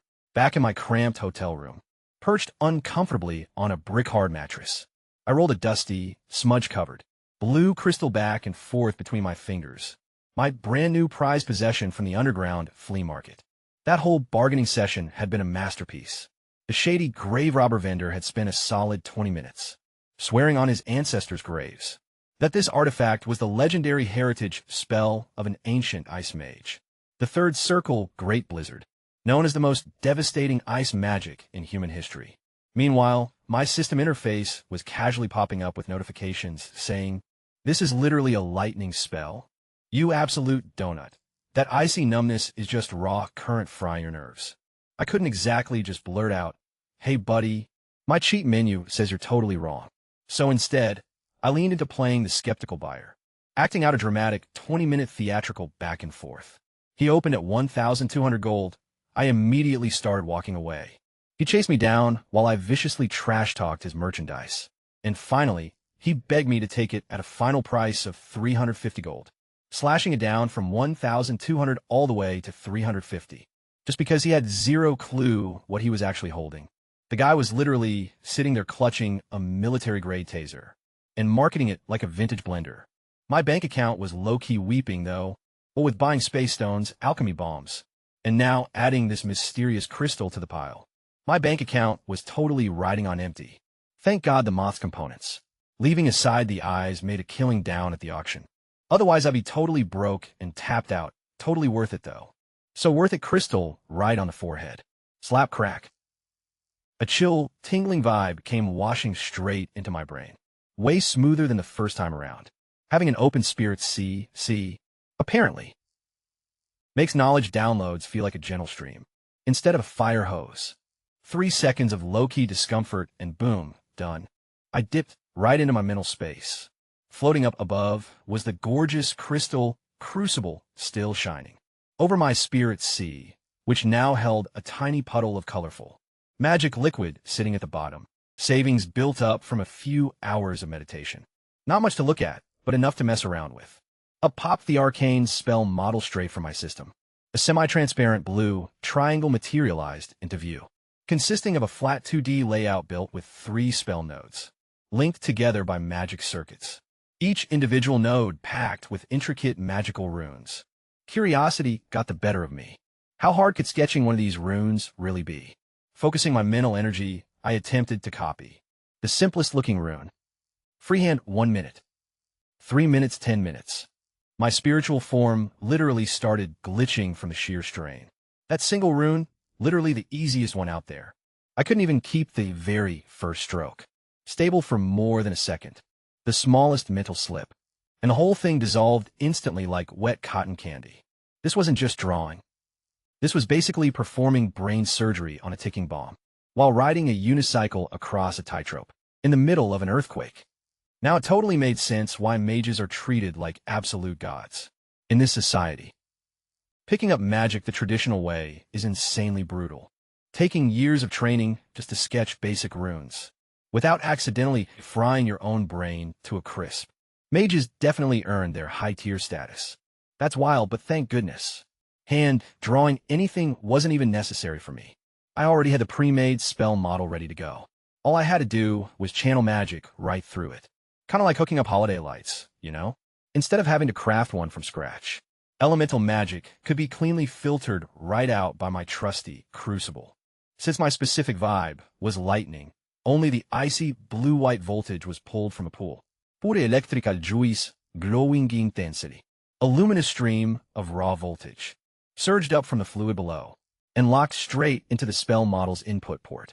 It was feeding like a dry riverbed suddenly getting flooded by spring thaw, just like jamming power straight into a dead motherboard. The current started ripping through the pathways. Boom! Node 1 just fired up, man. Blinding blue brightness, then Node 2 blinked on. Node 3 joined the party until all 3 were blazing hard. Circuits totally locked in. An echoing deep rumble reverberated straight through my inner spirit sea. Back in the physical realm, my eyelids flew wide open. My right arm was already locked up high in the air, even though I didn't even consciously raise it, and a full-blown storm was brewing right inside my palm. ZT crack. Vicious, hyperactive strands of blue-white arcs, bursting with wild energy, shot straight out of my hand and began slithering up my fingers, like deadly neon snakes. Strobing blue and white flashes instantly painted the entire darkroom. My face, caught half in shadow, and half scorched by the glare of my own summoned voltage, looked low-key epic like a movie poster promo. Undiluted power was rushing through my veins, not borrowed from some cheap magic gem slotted in my bow. This was 100% mine, brewed deep inside my own spirit sea, and pumped via my custom circuits. I wasn't riding on anybody else's coattails this time. Turns out I was the main generator now. Relying on weapon crystals versus conjuring your own magic was basically the massive gap between lobbing a store-bought grenade and straight-up generating explosions with your bare hands. Holy crap, I actually pulled it off. Those words slipped past my lips before I could even bite my tongue, which was a massive rookie mistake. That sudden spike of hyped-up emotion instantly broke my mental concentration. The intricate magic circuit started glitching, the buttery smooth energy stream stuttering with a sad little puff. That breathtaking, gorgeous, masterpiece-level lightning display crackling across my palm ended up dying out with a pathetic squeak, and everything faded into total darkness. Suddenly, the unstable magic circuit backfired violently. A harsh jolt of static electricity suddenly stung right at my fingertips. SS. SSS. I jerked my hand back instantly as if I had accidentally grabbed a burning stove, trying to shake off the numbness while my epic thunder god pose completely collapsed into the look of a guy who just jammed a fork into a live wall socket. My entire badass moment got totally ratioed by my own overwhelming hype. The spell matrix went completely dead while waiting to recharge. Yet honestly, I just perched on the edge of the cot, gazing down at my hands, which were still shaking and emitting faint wisps of smoke before I softly started chuckling. At first softly, and then expanding wider, into a massive, completely unrestrained, kid on Christmas morning grin. I actually pulled off a spell, me. Just a transmigrated orphan and a self-taught tracker. Just a guy who couldn't even clear the age cutoff to enter official Mage Academy. Literally the guy. The entire system was rigged to permanently lock outside. I just conjured real lightning straight out of my bare hand. In a brutal realm where magical might means absolute dominance. Where high-tier mages comfortably rule every single social tier. Where the arrogant elites spent centuries erecting high walls to ensure people like me stay stuck at the bottom. I just effortlessly scaled that wall armed with a cheap 75 silver cloak, an illegal contraband crystal, some dead moth dust enchantment, and a healthy dose of pure, unstoppable stubbornness. Once more, I shook out my cramped fingers, shut my eyes tight, and dove right back into my inner spirit sea. The remaining lightning mana left in my mental pool wasn't massive. But tonight wasn't about raw output volume. It was all about precision control, about making that intricate spell model light up smoothly, remain steadily illuminated, and avoid frying its own caster. Tomorrow I would walk straight into the Mage Guild headquarters and smash through their certification exam. Tonight, however, I was locked into grind practice until I could safely sustain that electrical current without losing my cool over it. Okay, let's be real, I'd probably still low-key freak out, but at least I wouldn't accidentally short-circuit myself again, transforming from a broke orphan tracker into a first circle lightning mage all in a single evening. The snooty mage towers can keep all their fancy marble halls and pretentious incense rituals. I forged my real magic right inside a cheap drafty attic room, armed with a swiped crystal and a hacked-up cooking pot. Honestly, that low-key hits way harder. Following 5 straight days of non-stop lightning drills, my feet were planted right before the inner city portal, staring up at a towering 30-meter behemoth built from pure obsidian and gilded magic, racking my brain for a fast way inside, instead of wasting 3 months waiting around. You see, just yesterday, my steps had taken me down to the Outer District Bureau to file for an inner-city entry permit, and that checklist was a real eye-opener. Skipping the line was permitted if you happen to be a guild executive, a platinum-tier adventurer, any certified spellcaster, even a first-circle novicet, a high-ranking church official, or someone carrying an endorsement letter from royalty or a major faction, while everyone else had to follow standard protocol. That meant plowing through 15 solid pages of background check paperwork, and sitting on your hands for at least 3 months, stretching to half a year if they were cracking down on security. The clerk looked down his nose at me the whole time, dropping those guidelines on my lap, like he was reading off my obituary. My own resume was cross-referenced against that strict roster, only to flop completely across every single category. It was almost as if those entry requirements had been precision-engineered by the universe to single out one specific guy, me. It's just a basic proficiency test anyway. Why is getting through the damn door harder than the actual exam? Then a brilliant loophole caught my eye. Any mage tier gets immediate entry, even a first circle one. Even some fresh-faced newbie who picked up spellcasting a mere 5 days ago. Hypothetically speaking, of course. If I look like a wizard and walk the walk, those bureaucratic rules basically turn into suggestions, right? So first thing this morning, every piece of ranger gear got stripped right off my frame. Goodbye leather armor, goodbye daggers. While my gorgeous bow worth $1,000 in gold was stashed safely inside the spatial backpack, slipping into a brand new spellcaster apprentice robe, picked up from a local tailor for a couple of silver coins. It felt stiff and cheap. It had definitely screamed wizard, and I strutted right up to the heavy gates like I owned the joint. Halt! A pair of steel halberds suddenly crossed right in front of my chest, as two heavily armored guards gave me a slow up-and-down sweep, steeped in total suspicion. Inner city zone. Show your pass. Not a single document was pulled out by me. Instead, my right hand crept slowly into the air. Blinking, the guards exchanged confused glances. Was this random dude low-key trying to flex on them? 1 Mississippi, 3 Mississippi, 5 Mississippi, 8 Mississippi. Ticked by while I stood there looking goofy, with my arm hoisted straight up like a weirdo. Passing pedestrians froze in their tracks nearby. Every eyeball locked onto the sketchy guy pulling a one-man statue stunt. Hey, are you trying to start something? Hidden beneath my hood, icy sweat dripped down my cheeks. Come on, come on. Work with me, second note. Just connect already and stabilize, you dumb piece of wiring. That cool, mysterious outer vibe was total acting because inside I was losing my mind. 5 days of grinding solo in my quiet hotel room.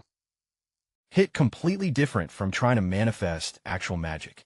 Amidst overwhelming noise, intimidating guards, and heavy public scrutiny, my spiritual core felt like a completely dried-up puddle, routing that microscopic spark of lightning across 3 unstable circuit nodes, while maintaining razor-sharp focus out in the open. Felt like pulling off open-heart surgery during a major earthquake, with someone screaming bloody murder right in your ear. 10 agonizing seconds dragged by, and then boom. The spell schematic caught fire, sparking with a sharp ZZT. Crackle pop, blazing blue-white lightning erupted straight out of my palm. Vicious electric arcs, as thick as pythons, coiled wildly around my fingers, throwing furious sparks, and filling the heavy air with a pungent reek of ozone. Am I magic now? The guard's eyes dilated down to tiny pinpricks. No cheap street performer's illusion could match this. This was raw. Elemental power materializing entirely out of thin air. Only a select few could pull off that kind of feat. Their heavy halberds snapped back so violently, they nearly smacked the guards right across their own faces. Their fierce interrogation vibe instantly morphed into maximum bootlicking mode in less than a heartbeat. Please pardon us, honored mage. We were totally blind and failed to recognize your greatness. Yet the rookie guard, bless his by-the-book soul, still stammered out, "Yes, sir." Even for high-ranking spellcasters like yourself, protocol technically still requires an entry pass for official logs. Involuntary frost had completely frozen my gaze solid. Every facial muscle was completely locked, due to the intense focus demanded. To keep that high-voltage spark alive, a tight fist was clenched by me. Crack the bottled-up magic suddenly surged forward. A thumb-thick ribbon of deep blue electricity whipped out from between my fingers, striking like a live electric serpent, snapping aggressively just inches from the young guard's nose. His facial hair was instantly singed away. A neon blue glow mirrored inside his terrified pupils. His mind completely blanked as his knees finally buckled. Maintaining total silence was my only choice as I stared. Not because I was trying to look extra tough, but opening my mouth to utter even a single syllable meant that my focus would instantly shatter and kill the charge. Right there in front of everybody. Instant exposure and total game over. Absolute fraud detected. Double-down death glares were my only remaining play, letting the crackling current handle all the talking.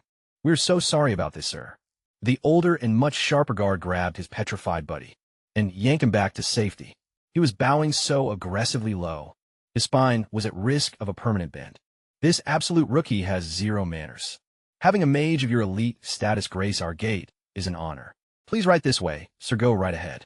He kicked the security barrier open and practically rolled out a metaphorical red carpet. One muffled syllable was squeezed through my nose, without ever moving my locked jaw. Then, past the checkpoint, I marched, while the lightning kept buzzing, with a stone-cold expression resembling the angriest sorcerer ever recorded in history. Every single person nearby flattened themselves against the stone walls, staring impure disbelief. 5 minutes deep into the inner-city thoroughfares, with that intimidating gate entirely out of sight behind me. LOL, I veered sharply into a dark alleyway. Against the brick wall, I slumped downward, feeling like a completely deflated balloon. The sparks vanished in a split second. My right arm dropped dead like a lead weight. Cold sweat was literally pouring off my chin. Bro, that was way too close. I low-key almost lost my cool at least 4 separate times. Thank goodness. All those arrogant villain novels from my past life actually came in clutch. Shaking out my trembling hand, I replayed the image of that guard's singed nose hair in my head and suddenly burst out laughing. The whole scheme had been cooked up just last night. Should I endure 3 months of boring paperwork, or pull off one terrifying stunt? As a short-tempered lightning mage who refuses to answer basic questions, it was an easy choice where the win condition meant walking in like an absolute boss, while the lose condition meant my lightning fizzling out in public, leading to my arrest for impersonating a real mage. Either way, I'd still be stuck filling out the same paperwork. Worst case scenario was just embarrassment combined with forms, which felt identical to doing nothing. So I took a gamble and won big. It's no wonder those novel villains are totally obsessed with power trips. That little stunt genuinely felt kind of amazing. Straightening out my bargain bin wizard robe with a quick tug, I wiped the final beads of cold sweat from my forehead, and finally turned around to look at the inner city, properly for the very first time. It was time to hunt down the local mage guild, and turn this completely fake identity into reality, before someone actually asks me to cast a second spell, and figures out my entire magical repertoire consists of one spark of lightning that takes 10 whole seconds to boot up, and completely falls apart if someone so much as sneezes. The inner city felt like an entirely different planet, featuring white stone streets so spotless you could literally eat off them, and towering buildings covered in glowing magical carvings, embedded with permanent enchantments for dust repelling, plus climate control, where even the air itself smelled absurdly expensive, resembling some kind of premium aromatherapy blend, instead of the outer city's signature blend of horse manure and shattered dreams. The Holy Light Cathedral stationed right here made the tiny branch in Cold Wind City look like a pathetic garden shed. 5 massive mage towers pierced right through the clouds like arrogant needles, each structure topped with its own miniature elemental tornado, spinning furiously at the peak, because apparently boring normal rooftops are strictly for peasants, and tucked snugly right between those towering monoliths, set a shorter yet wider building engineered like an intellectual fortress. It was the Valent City branch of the Mage Guild. And finally, my destination. A convenient magic signpost guided my steps straight to the front steps, where I pushed open the heavy brass entrance, instantly getting that heavy vibe of standing out like a total sore thumb. 0 rowdy crowds, and absolutely no sweaty fighters trash-talking over bounties. Silence ruled the air, broken only by a stunning cathedral. A hushed marble hall where a few robed figures drifted around, gliding completely without a sound past each other, while trading micronods of acknowledgement. The floor shined so intensely bright. My own reflection looked back at me with pure judgment.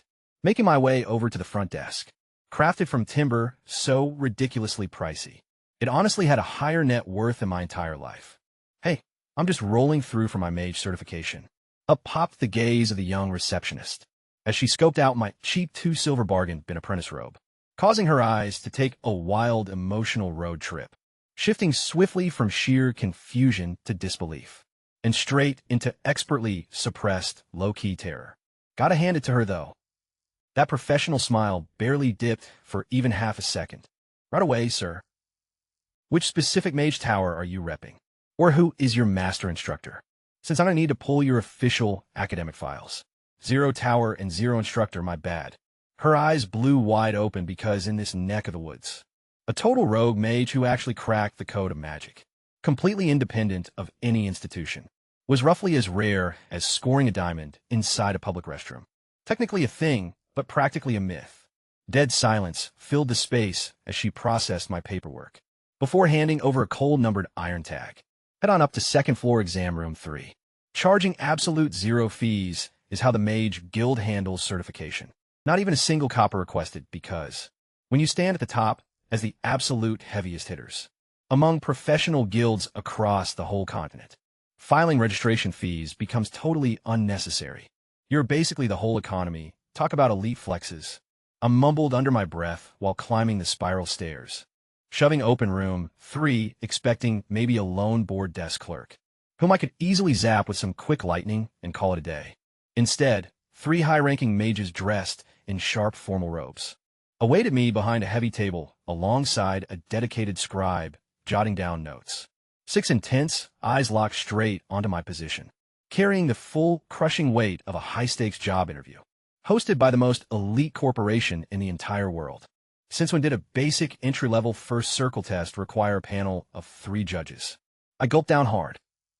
This setup felt way more stressful than that stunt at the city gate. At least those guards were completely clueless.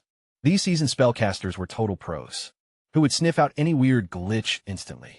A warm smile spread across the aged mage's face right in the middle. Try to chill out, kiddo. No need to stress. Just take a breather. Picture yourself kicking back in your own private sanctuary. Hit us with your spell whenever you're good to go. Appreciate it, Pops. My nerves were only mildly tweaking before.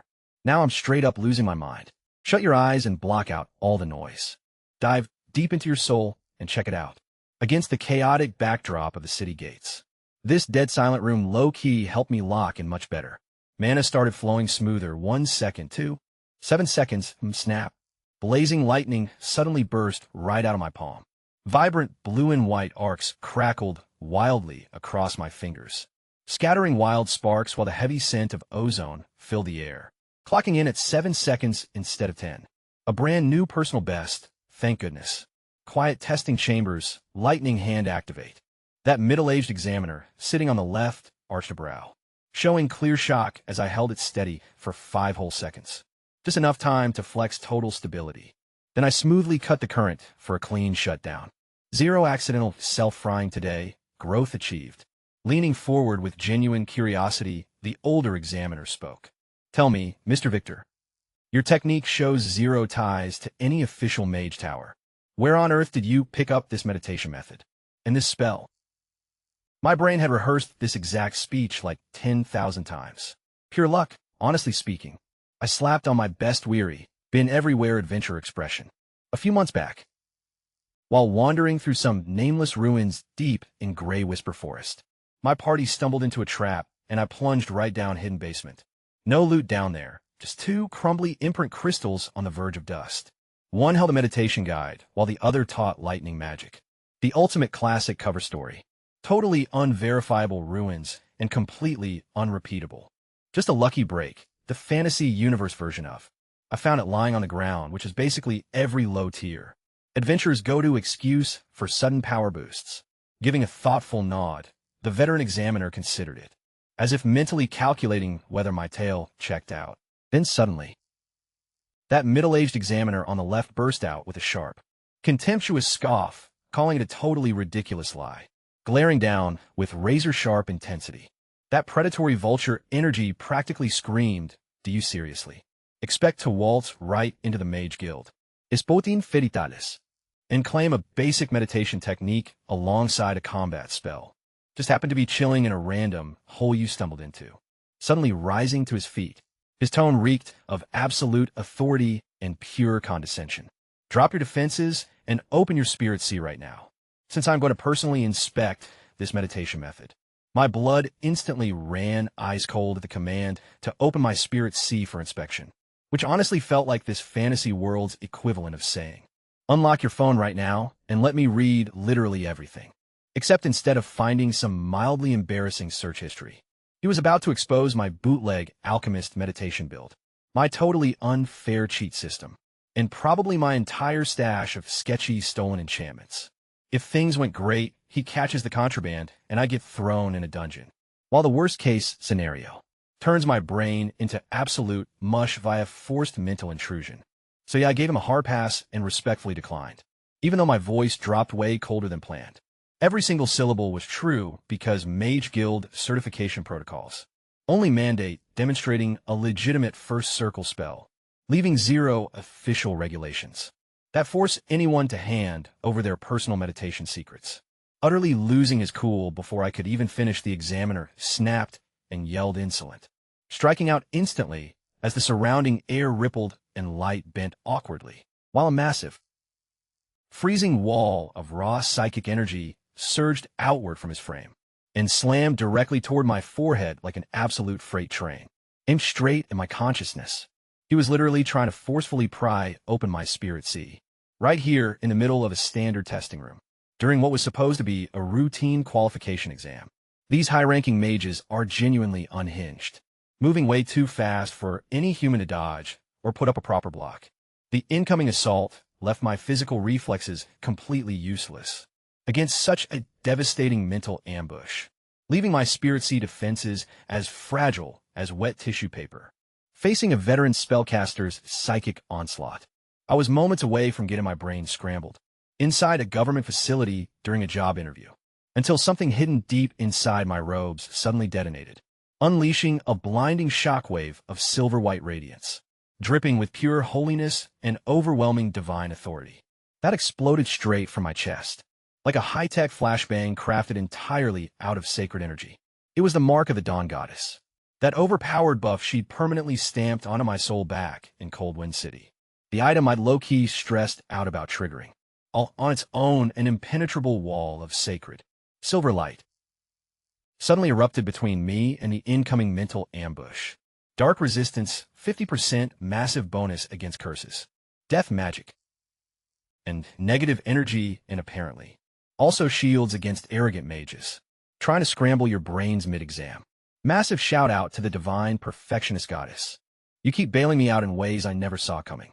That psychic battering ram from the examiner smashed right into that silver barrier, and to be continued in the next chapter, presumably featuring that examiner having a total meltdown. My holy shield took the full brunt of the examiner's psychic attack and went PSSSD, just like a snowball hitting a red-hot frying pan, evaporating instantly, totally wiped out. That Dawn Church token I'd been hauling around as a just-in-case backup plan had triggered itself. I originally packed it thinking, maybe I'll need to drop the church's name if things get messy politically. I never expected anyone to try and crack my skull open during a standard certification test. The examiner, Luke, was visibly knocked backward, his face draining completely white. Then he caught sight of a silver, holy radiance bleeding through my robes, and his swagger instantly melted into sheer panic. You're with the church. Dead silence swept the room. Not a single soul dared to move. That's enough, Luke. The elderly examiner, seated in the middle, broke the silence, his voice carrying the heavy authority of someone who was totally sick of this nonsense. Forcibly trespassing into someone's spirit core is strictly banned by guild regulations.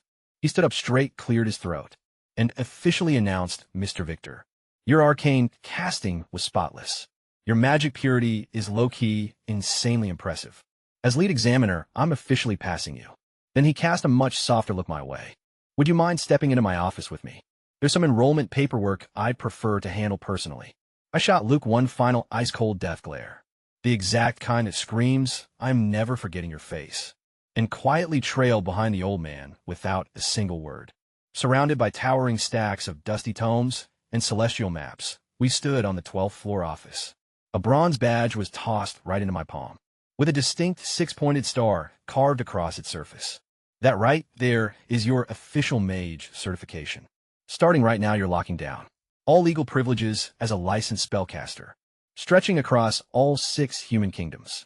I shoved it straight into my pocket like it was some loose change.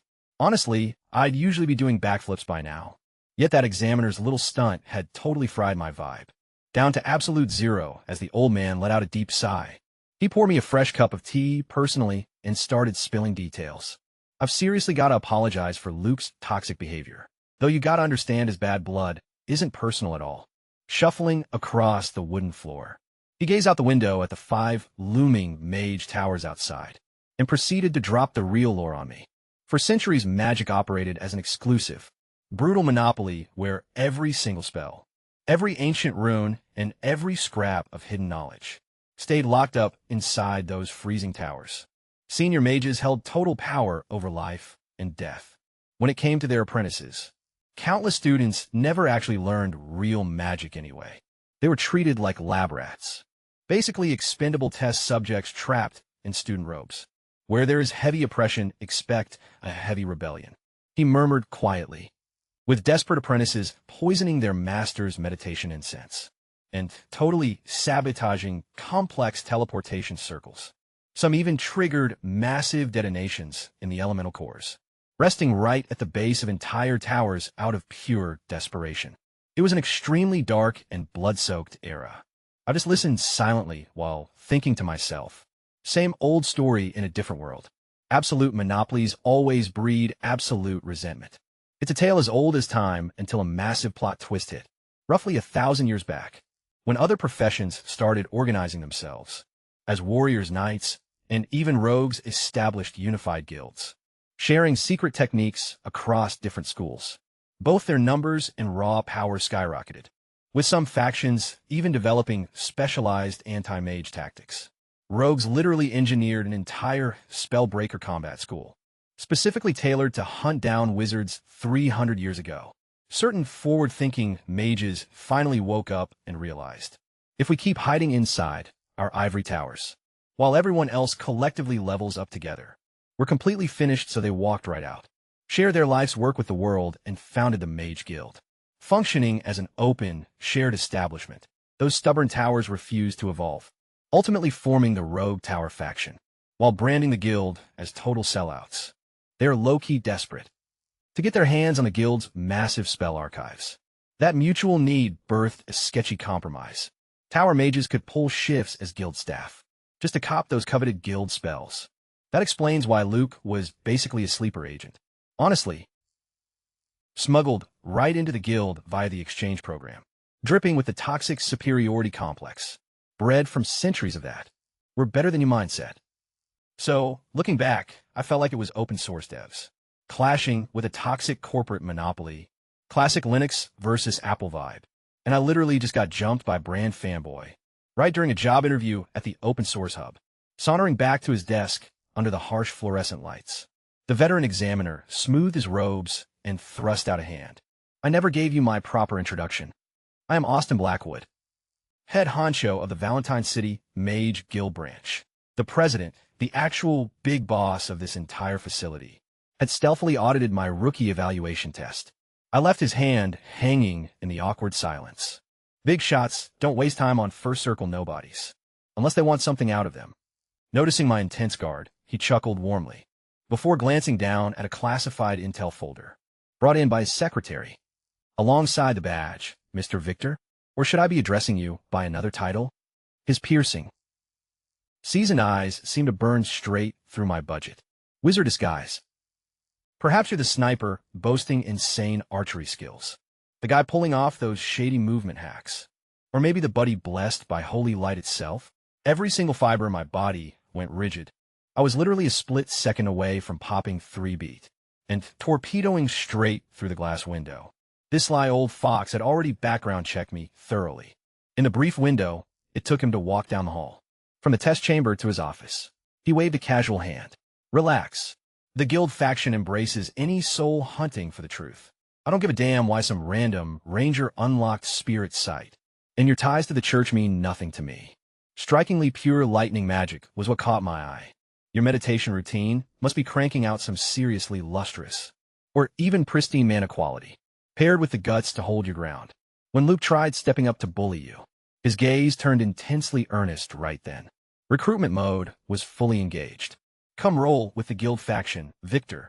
Total protection of your secrets is guaranteed. We got all the spell resources you need, plus heavy magical knowledge and backup.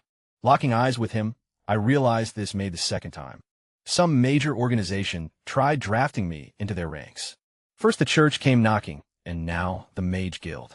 Everybody out here wants a piece of the mysterious ranger. Mage church buddy who literally shouldn't even exist. Meanwhile, all I was trying to do was pass a chill little test and keep my gear from Loki glowing suspiciously. Why does literally everything in my life turn into a faction? Recruitment pitch? Mage Guild. Sixth floor library. Was reeking of expensive incense and dusty ancient lore. The room temperature was completely magic-controlled, with lighting dialed in to be absolute perfection for reading, and armchairs plush enough to practically be a crime. I found myself sinking deep into a velvet armchair, while stacks of heavy magic textbooks walled me in, pretending to study hard, while secretly having a major existential crisis about every life choice I'd ever made. Why is staying totally neutral in this crazy world so tough? Let's hit rewind for a second. A few hours after that chaotic exam room showdown, Guild President Austin hauled me into his office for a totally friendly chat, where he tried selling me on joining the Guild faction, the open source rebels, waging war against those tower faction monopolists. Given even an ounce of choice, I would have politely dipped out and parkoured right out the closest window. Coming here was strictly for one thing only: getting an official mage badge to explain why my gear glows. Period. Signing up for a millennium-long political proxy war between rival magical frat houses was never the plan. I am literally just a first-circle noob mage, whose basic lightning spell takes a solid 7 seconds to boot up. Amidst a full-blown clash between archmage tier-heavy hitters, I am not even regular cannon fodder. Honestly, I am basically just the cannon fodder's lunch. Then Austin dropped a bombshell that low-key sealed my fate.